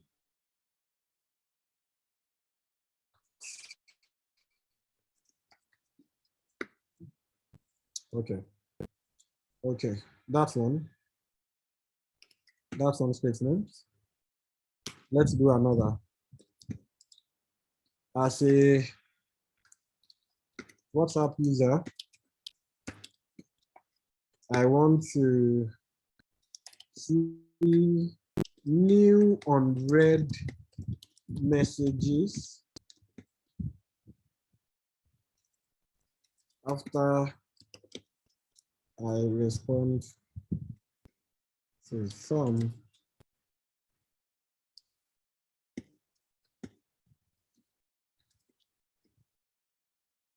I don't have to scroll down to look for them.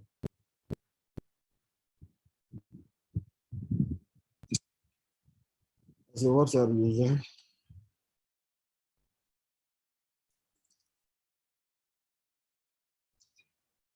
I want to see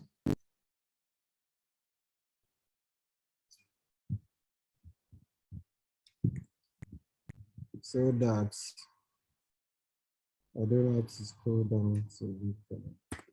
Capiche? So let's keep it here. Now, there is a critical step that precedes this user stories that we came to develop. It is called how might we, right? So let me just quickly run through that. So after you identify a problem, right, that people are forgetting to respond to messages because the message is further down in the queue and all of that, the how might we section, which can be conducted physically or virtually, is a collaborative section where you bring together some people that can include potential users like these 20 people that we have, other designers, other developers, the clients, and all of these other people. And then you ask the question of this problem that we have identified now, how might we solve the problem? That is how they came up with the concept of how might we.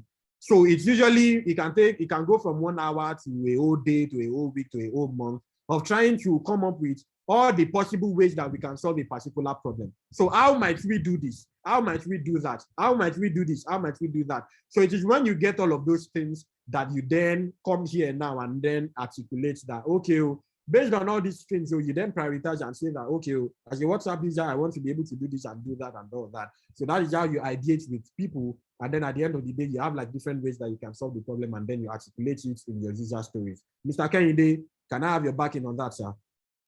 Yeah, absolutely. Yeah.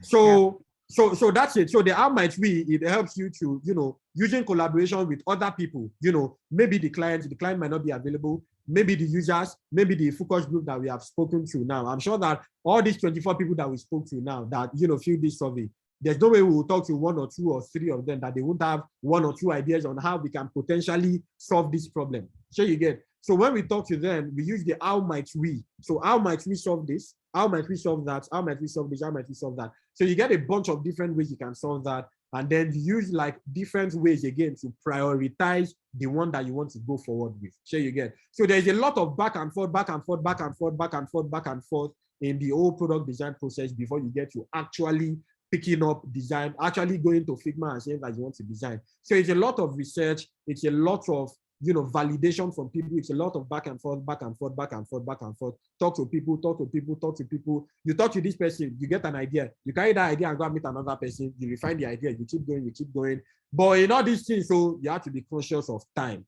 You have to be conscious of time. Very, very important. If a project is supposed to take maybe a week, for instance, or 2 weeks, or maybe a day, or whatever it is, you need to work within the time that is permitted for that. So it's not that now, maybe a project is supposed to take 1 week. You're not going to use 7, maybe 6 days to go and do research. 1 day is not enough for you to do the other part. So you have to, use sense in all these things that you are doing, right? So you use more time for research, use another time to refine, use another time to evaluate, and, do all of those things like that.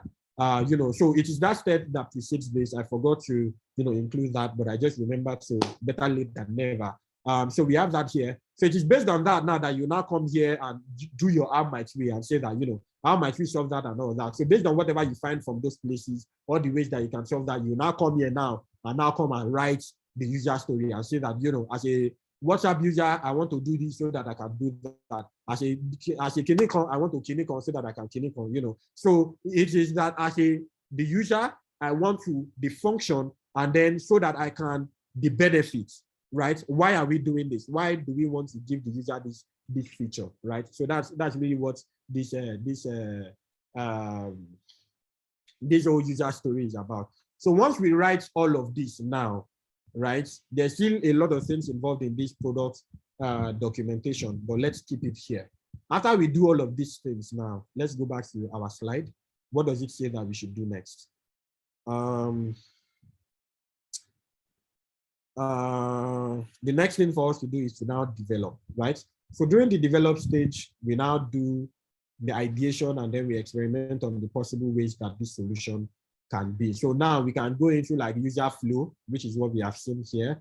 We can go into wireframe, we'll go into getting feedback from the people that we have spoken to, that this is the solution we have developed. What do you think? And all of that. So first step, let's go into the user flow. Let's get to it. So for user flow now, we can't do that in, you know, any of all these new software. We have to do that one in either, you know, a software like Miro or Lucidchat or FigJam or Whimsical. We have like a bunch of different softwares that you can use. You know, you can choose anyone based on pricing, based on, you know, connectivity with other softwares that you're using, and, you know, just a bunch of different considerations. Sorry. So let's go to Miro. This is Miro. This is beautiful Miro. It's a very beautiful place. It's loading, so just hold on, please. You need to take water. Gary has question. Yeah, sure. Yeah. Go on, please. Okay.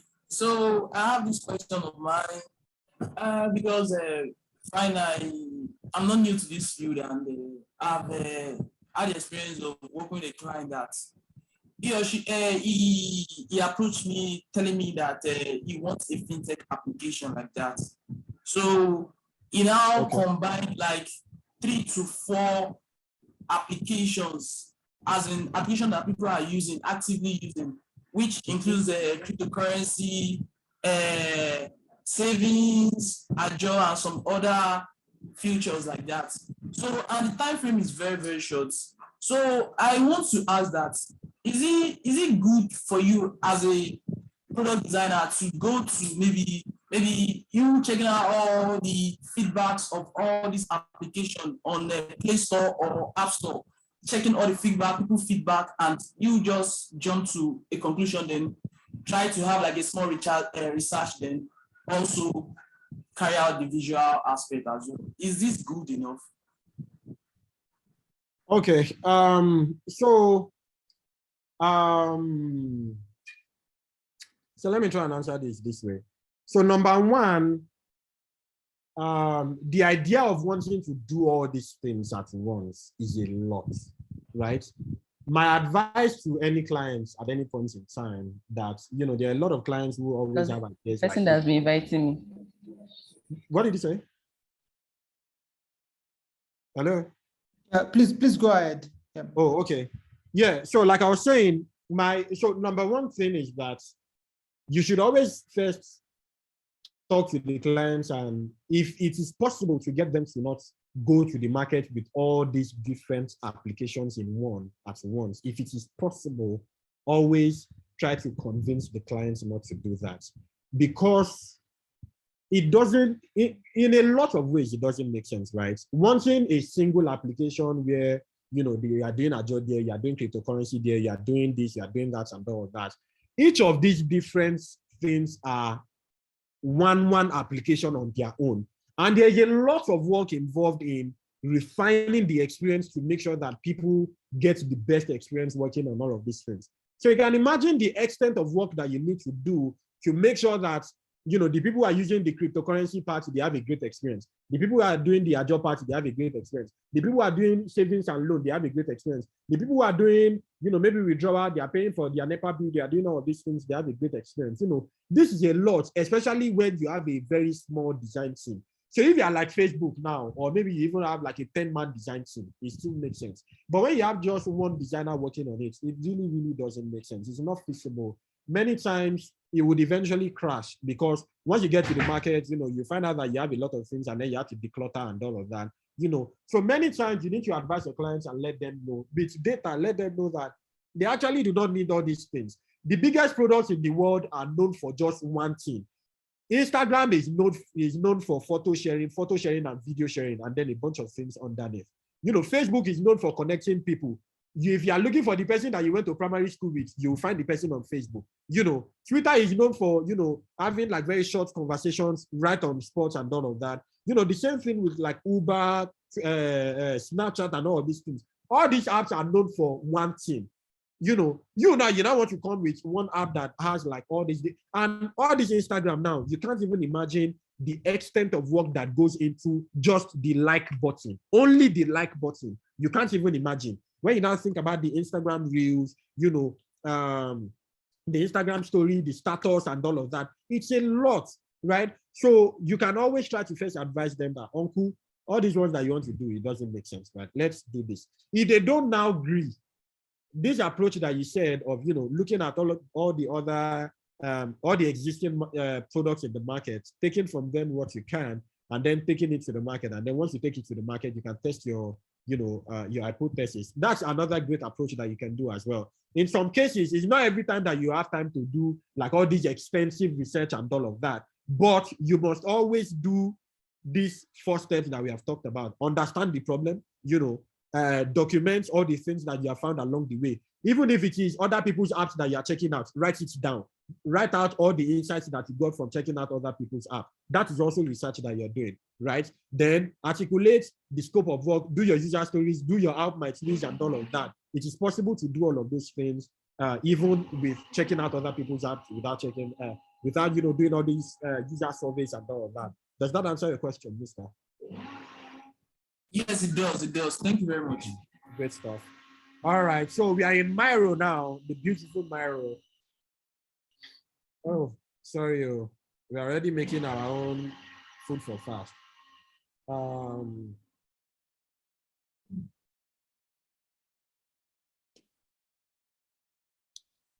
Okay, I believe everybody can still see my screen. Yes.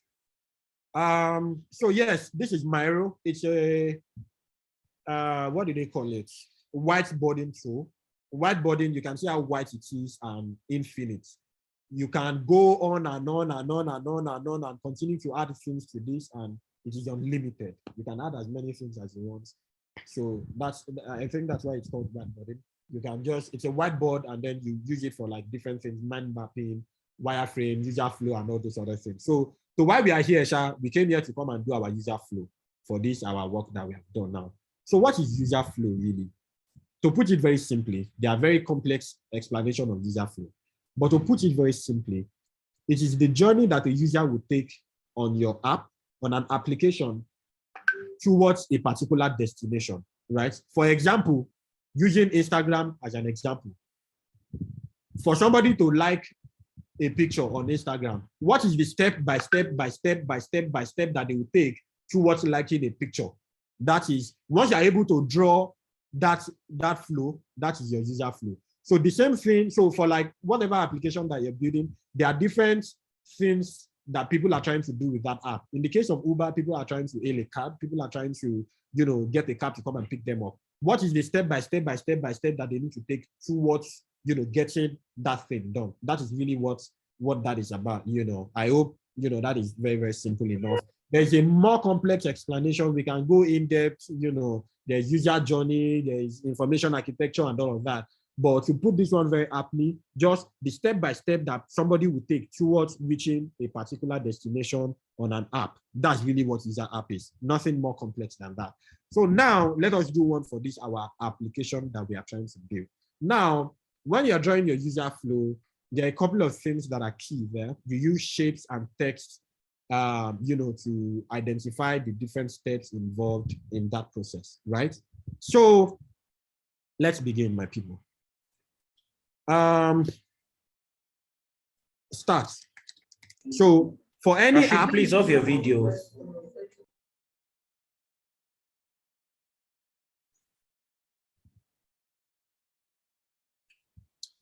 Thank you. So the first thing for any app is that they want to start. So let's write out what is our destination here so that we are guided, right?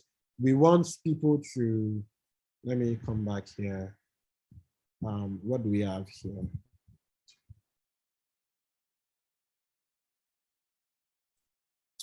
We want people to see all unread messages at the top, right?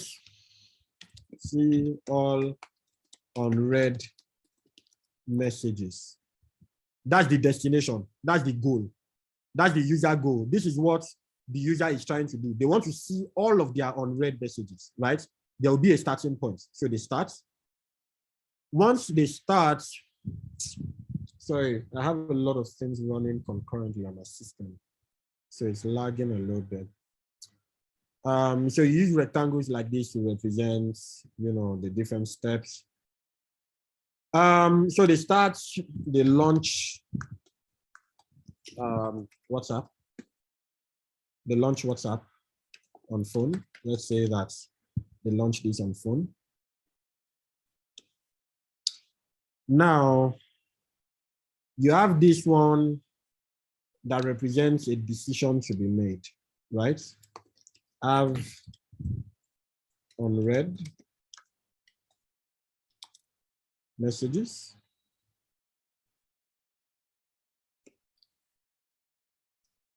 So these are just quick ones so that we can just understand the idea of what we're trying to do. Now, this flipped square that we have now, it represents a decision to be made, right? It represents if and if not, and I'll show you what that means now. So from start now, we move to launch WhatsApp on phone. When they launch the WhatsApp on phone now, it gets to this junction. Does the user have unread messages, right? If yes,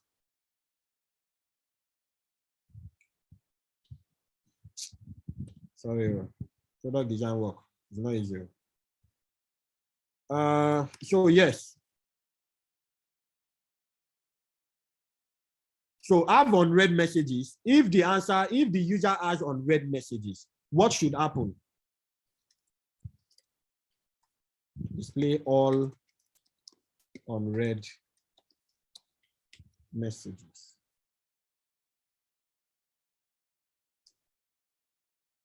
If no,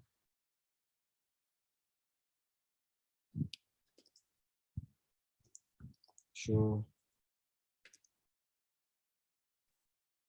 all messages.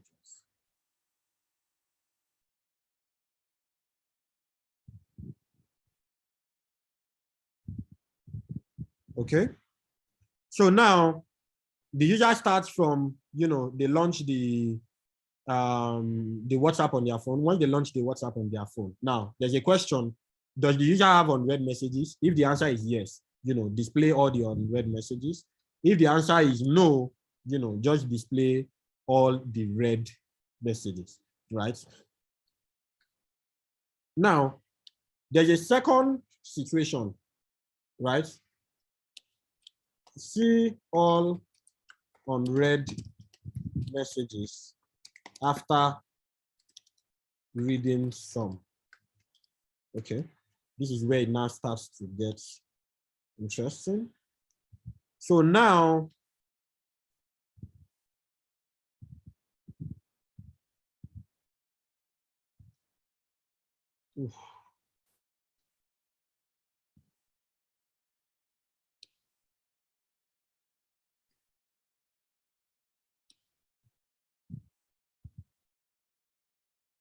so now we have the app already opened, right?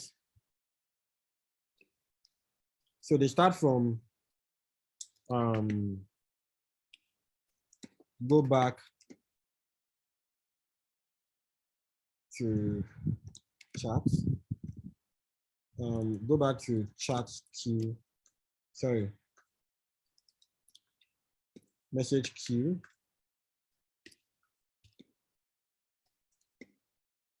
From a chat. Okay.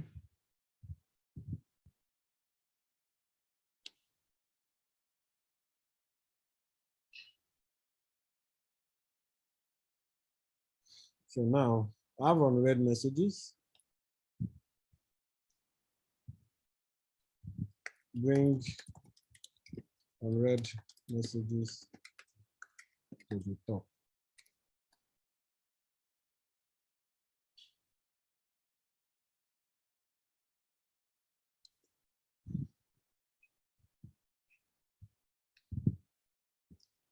Show all read messages.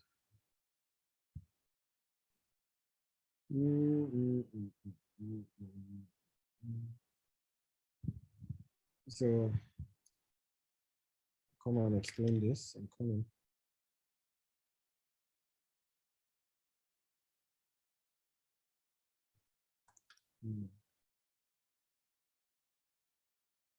Yeah. So this is the first one. See all unread messages, which is that you maybe after my long day now, I come to WhatsApp. Where do I start from? I launch WhatsApp on my phone. Do I have unread messages? If yes, display all the unread messages for me. If no, just show all the read messages that I have. Now, when I want to see unread messages after reading some, so that means that I've come to WhatsApp, I've launched it, I've attended to some message. So now, if I want to see all the unread messages after that, so it starts from going back to the message queue from the chat. So it means that I'm chatting with Mr. Kehinde, and I want to go back and see the unread messages that I have from, from Ngozi, from Onyekon, from Ahmed, from Abib, and all these other people, right? So do I have unread messages from those people? If yes, it should bring the unread messages to the top. And if no, it should just show me all the read messages that I have, like, we had in that situation there. So, this gives the context for this. So, I mean, if we had more time, we'll be able to like go more in depth into this, right? But let's keep this at this for now, right?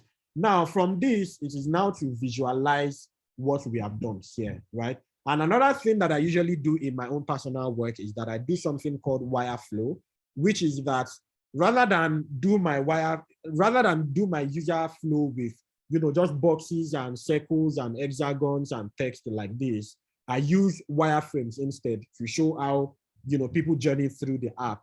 The reason why I do that is because for clients and non-design people, they are not able to visualize what you are saying with the text and the box and the circle and all of that. But by doing wireframes, they are able to see exactly what you are talking about. So let's go to that. So Miro allows us to bring in something that looks like a phone.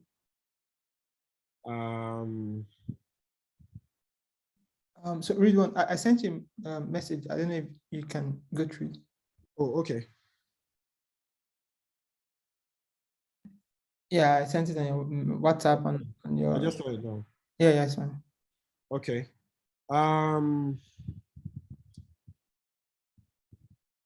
Okay. So let's bring in a phone. So we have a phone. So the point of this now is so that we can have a visual idea of everything that we are saying since morning, right? So let's just do that. Let's, sorry, let me bring in a screenshot of WhatsApp so that's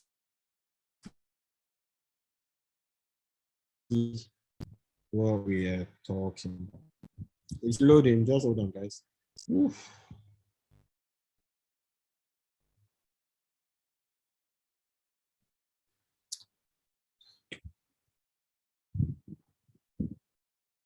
Yep.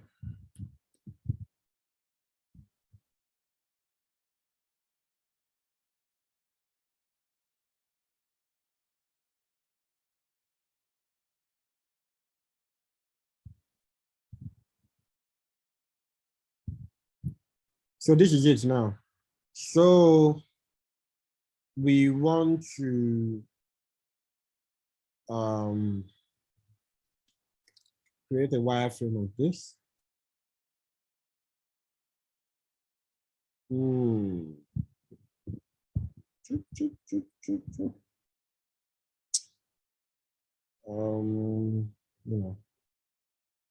Miro is very powerful, makes life very easy, makes it very easy to do all these things. broadcasts. I mean, we can skip all these things, right? Let's just get to the cocoa. So this represents a user's profile picture. Now let's add username.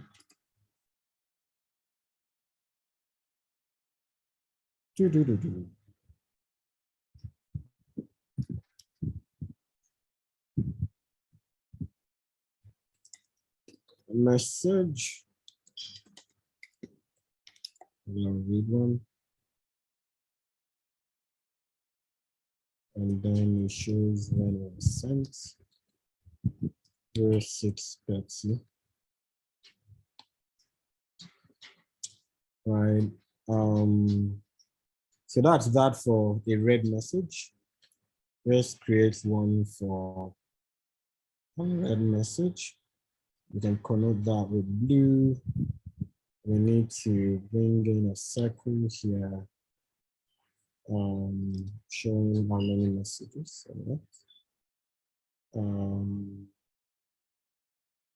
Okay.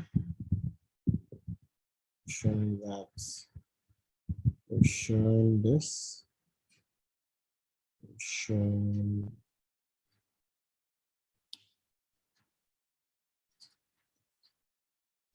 No, it's mode. Okay, great stuff. We have our WhatsApp wireframe. So let's duplicate that. And of course, we have our navigation bar here. Let's make that black.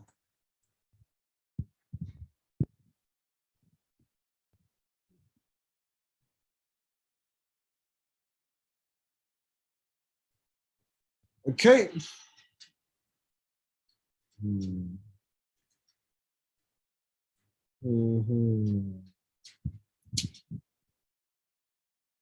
And there you have it. Okay, so these are WhatsApp, right? These are WhatsApp wireframe. I think that's very close to it. You did a great job. So now we know that when you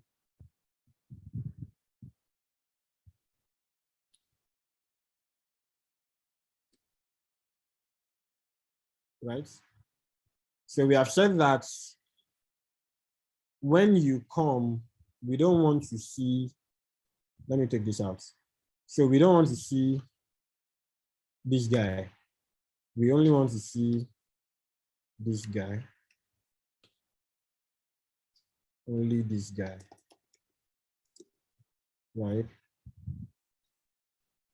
Now,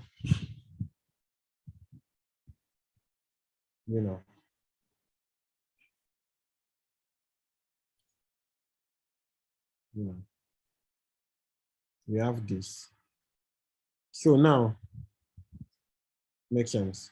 So now, essentially, this is what we want to do. We want to go from this to this. So this is what we currently have on WhatsApp. We have mixture of read messages and unread messages. Now we want to come and have, a mix. We want to only see the unread messages. But you know that when we are seeing unread messages, we might also still want to see the read messages for whatever reason as well. So, there's also that situation that we need to take care of here. So maybe when we are doing this now, we need to be able to switch between both views and say that, oh, okay, you can also see this, but you can also see this. There are like all these different complexities involved, which is like the beauty of our work. We solve that problem now. So this is where we are going to, this is where we are. What are the things we need to include that makes this possible? Let us have that as our assignment ahead of our class next week. It's been a very, very long class. I know that our Muslim brothers and sisters need to, go and get ready for break or fast. Our Christian brothers as well, they need to also get some rest. And me too, I need some rest as well. So this is what we have. This is where we are going to. what is the flow for this? What are the things we need to put in place to make this happen? This is going to be the assignments for some people, while some other people would have, some other assignments as well. So I'd work on that, and then I'll share it over the night, and then we can work on it over the course of the week. So yes, we have come to the end of the class for today. I hope we have been able to learn one or two things. Yeah, if you have any questions. Oh, yeah, thank you. So let me quickly go over some of the questions that we had on the article. Let me just quickly go over that. Sorry, Muslim brothers and sisters. So there's this question. Hello, this is not really a question, but I don't have prior knowledge about this, but I would really love to. In this new development. I think it's great that you have made the decision to learn product design. So class like this now is where you're able to get all the things you need to know as your foundational knowledge so that you can then build on it. So I'm happy to have you here. I hope, today I helped you get some prior knowledge about some, foundational knowledge about product design. And I hope that you can build on that and continue to sustain it and then become an even better than myself and Mr. Kehinde. So next question, please, can I learn this along with digital marketing?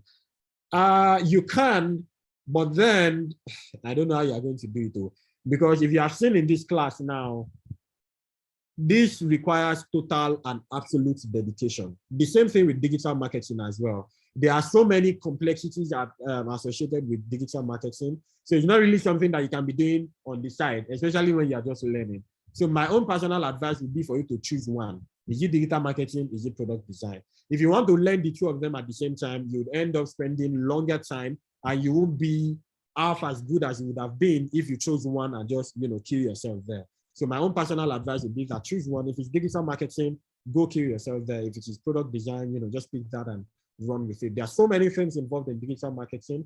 There are so many things involved in product design. You can't afford to be doing the both of them at the same time. You just burn out, especially when you are just learning. I hope that answers your question. Secondly, there's a question, to be a badass designer, does one need to have knowledge of coding, CSS, and other programming languages? Myself and Mr. Kehinde is going to answer this one because it's a popular wahala in the industry, right? Many designers are trying to learn to develop. Many developers are always saying that you designers, you people self, go and learn how to develop and all that.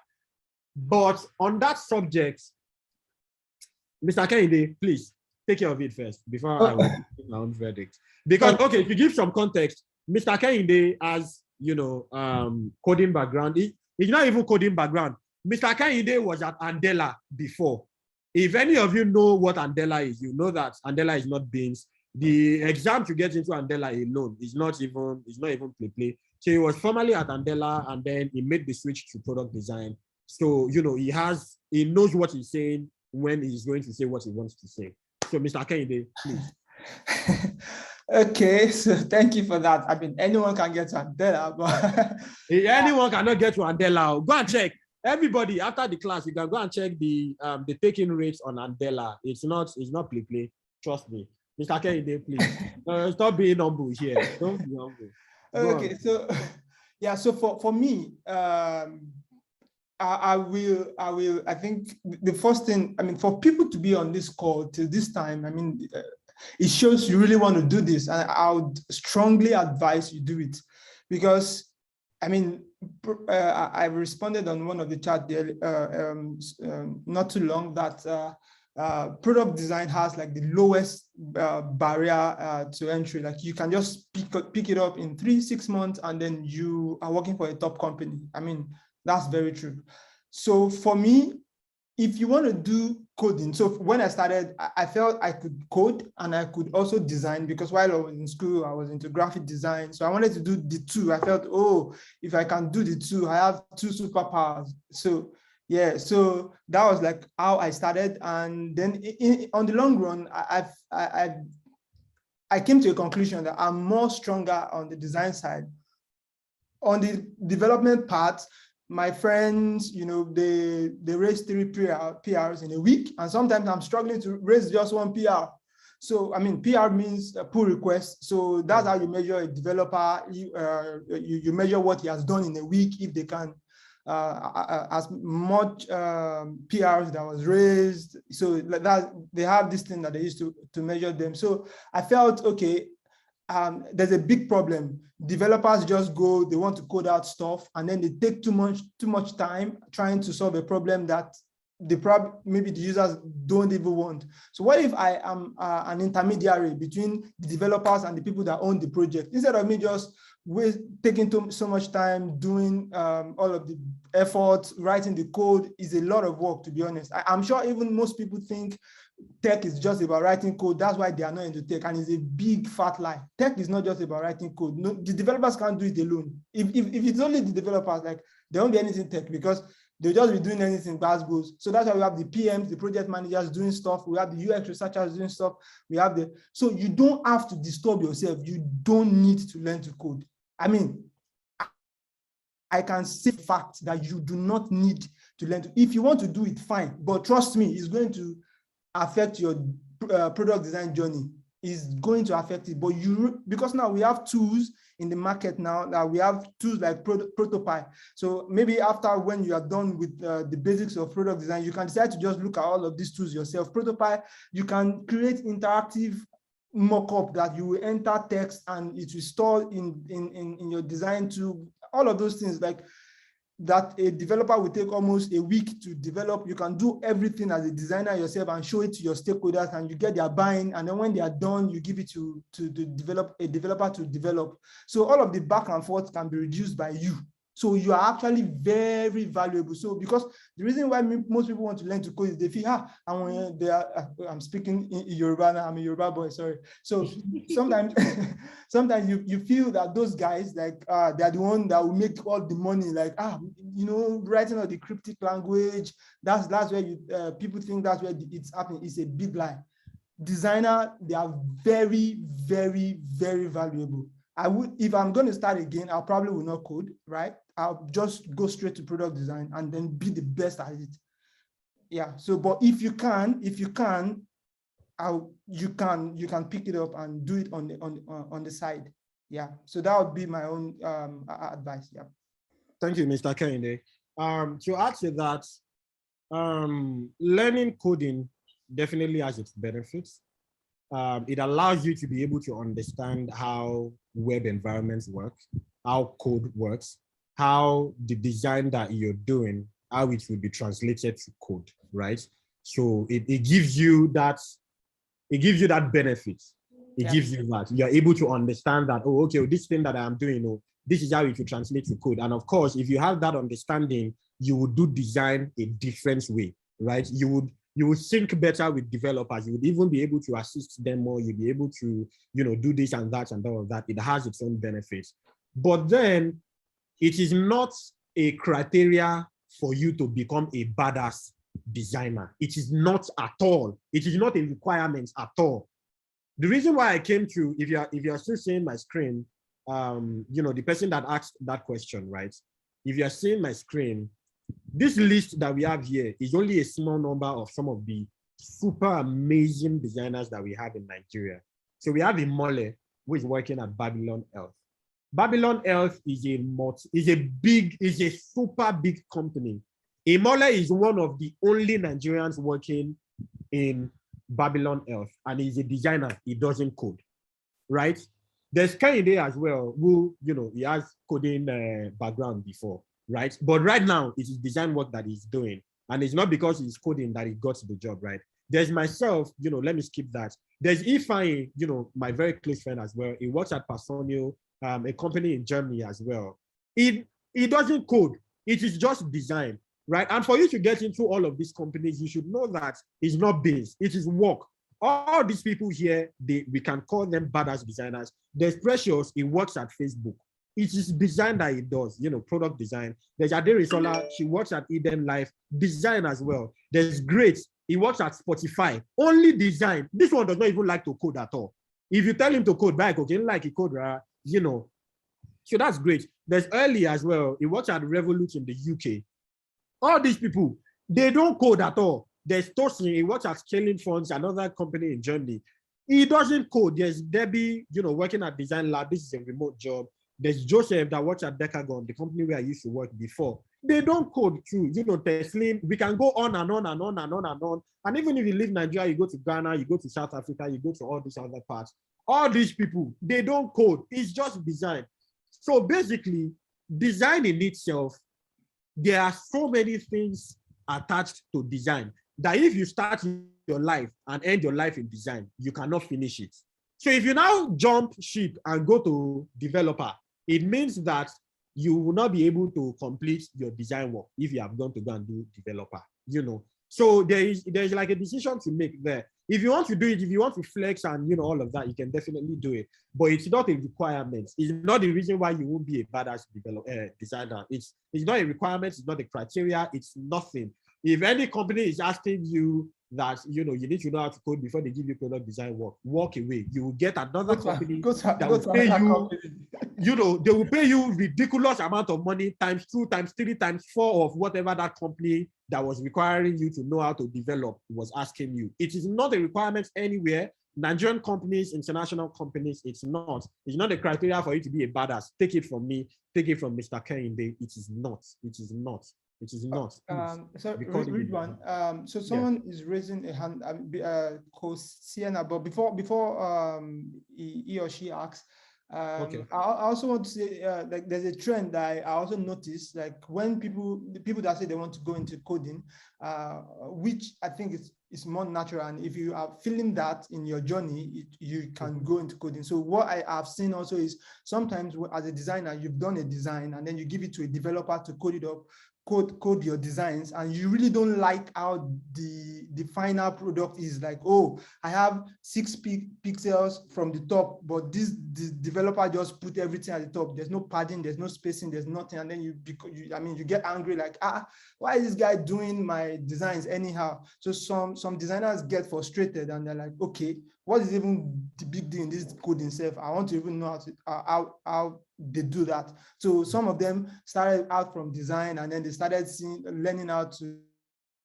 code a little, and before you know it, they know the two. So if it comes naturally to you, but that way it is fine. But like Ridwan said, it is not a requirement. If you see companies asking you, the company I currently work for, in fact, if I tell you what I'm doing now, everybody will just be laughing. I don't even design product day to day. I am like the back end of the designers. So I'm on the design system. What I do is my designers, when they need a button, I need to design that button. So I will design the button, I'll give it to them, they will use it. If they need a calendar design, I design it from the back, and they just use it, they use it in their product. So like there are different specificity. I mean, I don't know if that's correct. Mm-hmm.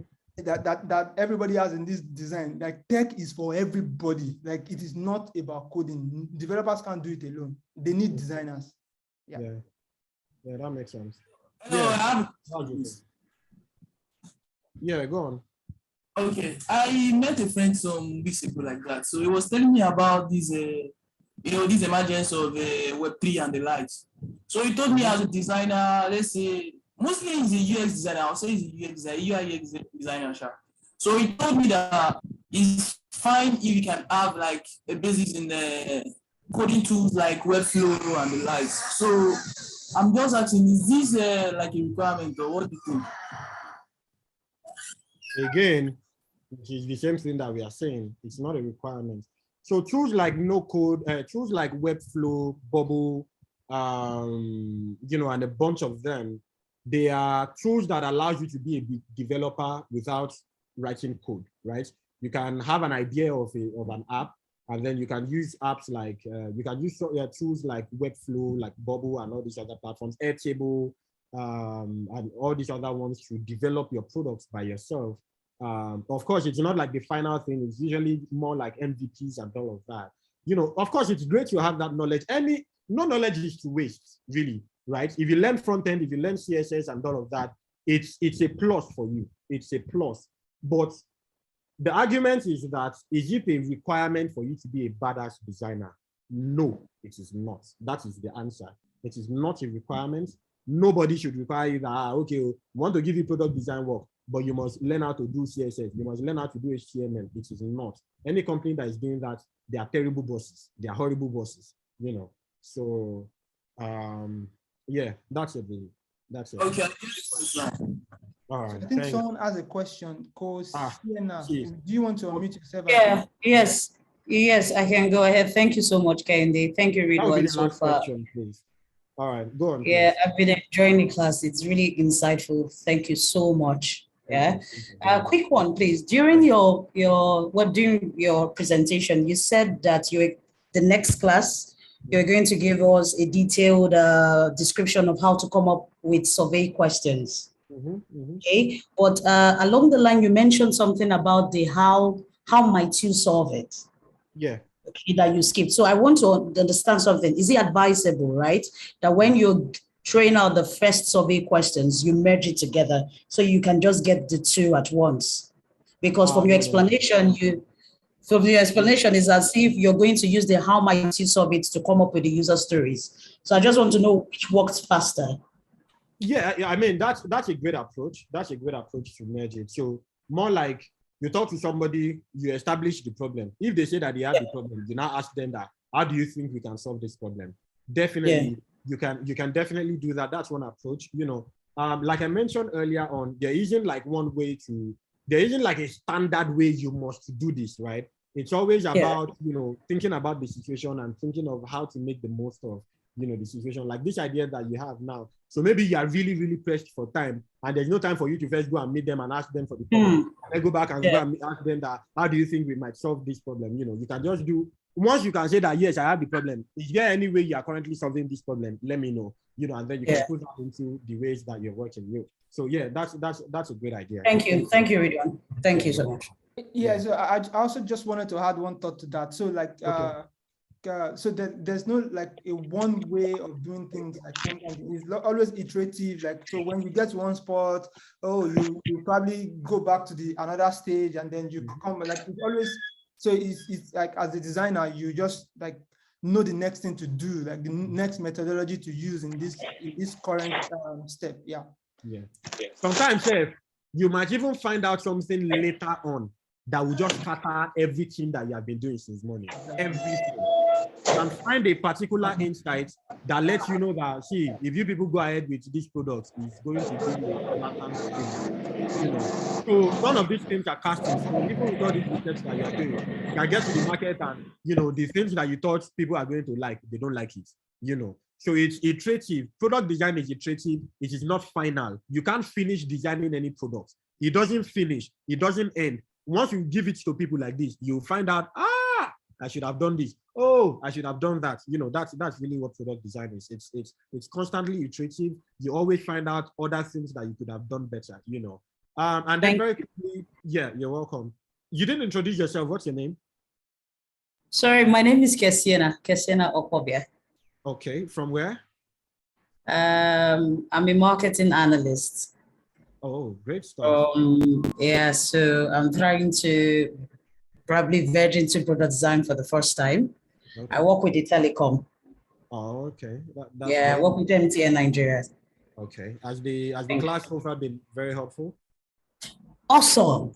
But I actually had to quickly chat the person who sent me the link, like, thank you. Thank you so much, Ridwan. Thank you. Yeah, so now, and then to the last question, sequel to this quote. So this was somebody's question. The person said, which is a quote inside that article. If you read the article, you'd remember this. So somebody did a redesign of iTunes, and then this person dropped a comment. This is what the person said. The person said, as a product design, where's that? Okay, as a product designer, time is of great essence. You shouldn't waste it working on impractical redesigns that no one needs, right? This was a comment I made in that article. And this is the question now. I have seen severally by senior designers too, that to get better at product design, you need to redesign and replicate designs. But it seems like the comment that I made that as a product designer, time is of great essence, you shouldn't waste it working on impractical redesigns that no one needs. You know, so what does that mean, right? So it seems like this is contradicting what many senior designers have been saying, that you should be replicating design, you should be redesigning stuff and all of that, right? So now let's get something straight. when people tell you to replicate design, what they want you, the purpose of doing that is that they want you to understand how they arrive at the final UI. That's the point of replicating design. So if you are replicating Netflix interface, for instance, the reason why they are telling you to do it is for your personal self. It is for you to understand, oh, what is the typography size that they are doing? What is the space between this button and this button? What is this between this? Why did they do this? Why did they do that? It is for you to understand the thinking behind those fine interface that you're looking at. That's the whole point of the design. And by replicating designs, it helps you to, understand typography better. It helps you to understand color. It helps you to understand, button, UI components, and all of that. That's the point of, replicating the design. Mr. Kehinde, do I have your backing on that, sir? Yeah. Okay. Exactly. Yeah. And then secondly, for redesigning things, right? So maybe like this, our WhatsApp redesign that we're doing now, I can beat my chest to it, that if you do product redesign, in the way that we have just tried to do, that you're doing research, that you're talking to people, that you're doing this, that you're doing that, you are not wasting your time.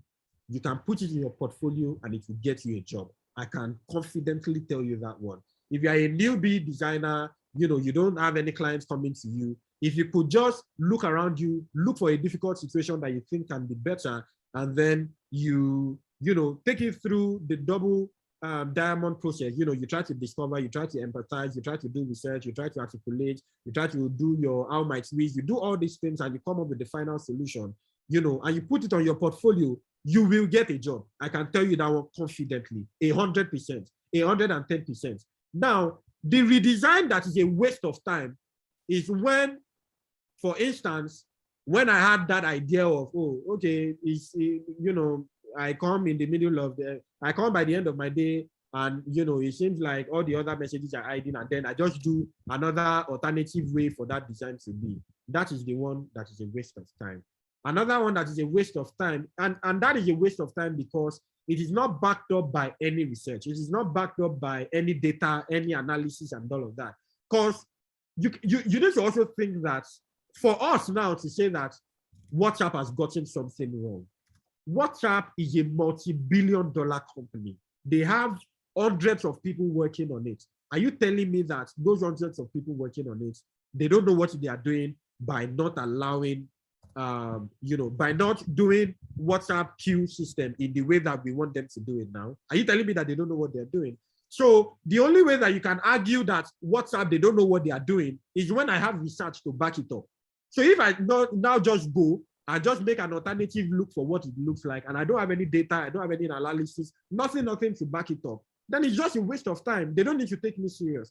But if I want WhatsApp to actually pay attention to what I have done, I need to back it up with data. I need to say that I spoke to people who are using WhatsApp, 100 people, and inside all the 100 people, 60 of them said that you people, you don't have sense, So that's the only thing that can back up the work that you're doing. And that is the only situation where the designs make sense. Your redesign has to be backed up by user needs. It needs to be backed up by user experience. It needs to be backed up by business needs if you are able to get that information. It needs to be backed up by ethical considerations. So you might decide to redesign something because you think that, there are ethical things that they didn't put in place, and then engineering capacity as well. It needs to be backed up by all of those things. So the thing that you have done, can engineers do it? So look at this redesign that we have here of Facebook. How can you redesign Facebook like this? Why? Look at the amount of space that the stories are taking here. This is a lot of space that Facebook would, and you know how there's something called screen real estate, which is the entire space that you're currently looking at. Facebook tries to squeeze in as many things as they can within one viewport. Now, this person that has done this redesign, look at how much space only message is taking. Look at how much space only story is taking. Look at profile picture here. Look at another profile picture here. Look at all these fancy things here. This is impractical, obviously. There's no way Facebook is going to take this serious. It doesn't do anything for them. So this is the kind of redesign that is a waste of time. And if you did your research, if you did your analysis, there's no way you will arrive at this kind of design, this kind of redesign. This kind of redesign always comes from the new trend. So maybe, for instance, now they release a new trend of maybe like 3D design or glass design, and then you try to reimagine an interface using that particular trend. So sometimes they do all this euphemism. I don't remember if I got that right, where it's almost, Mr. Kehinde, did I get that right? Yeah.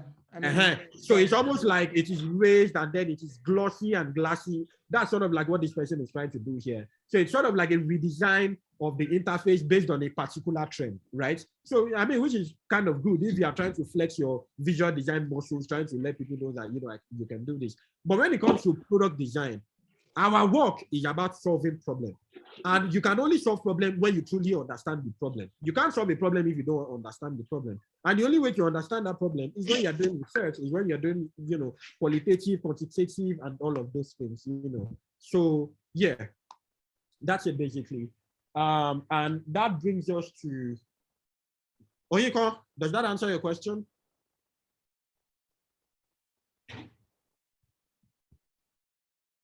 Oyeko, are you still here? Yeah, she said yes. Yeah. Oh, okay. So maybe she's in a more noisy place. Yeah, but you know, that answers your question. And that brings us to, you know, the end of the class. I hope it has been very, very impactful for everybody that joined. Thank you very much for joining.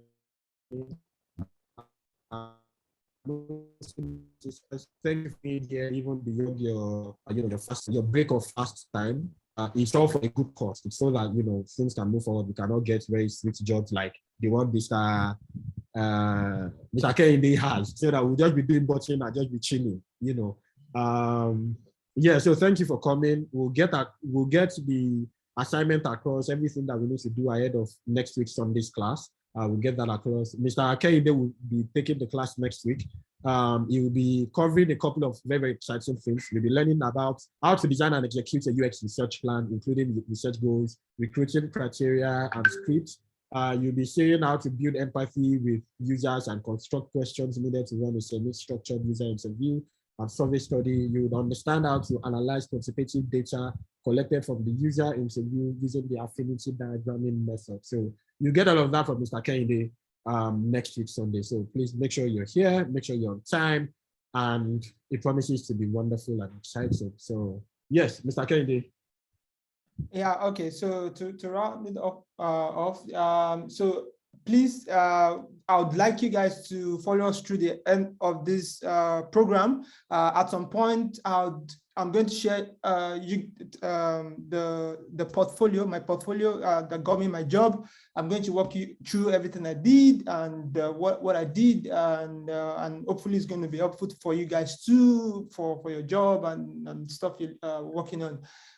Yeah, so please keep. I mean, we took a lot of time today, but you know, Ridwan is a very busy man, and I mean, we just need to get this done because we really want to see. I mean, we really want to see a lot of people work for top companies. Like, it is very possible. Like, it is possible. It is possible. Like, that's just all I can say.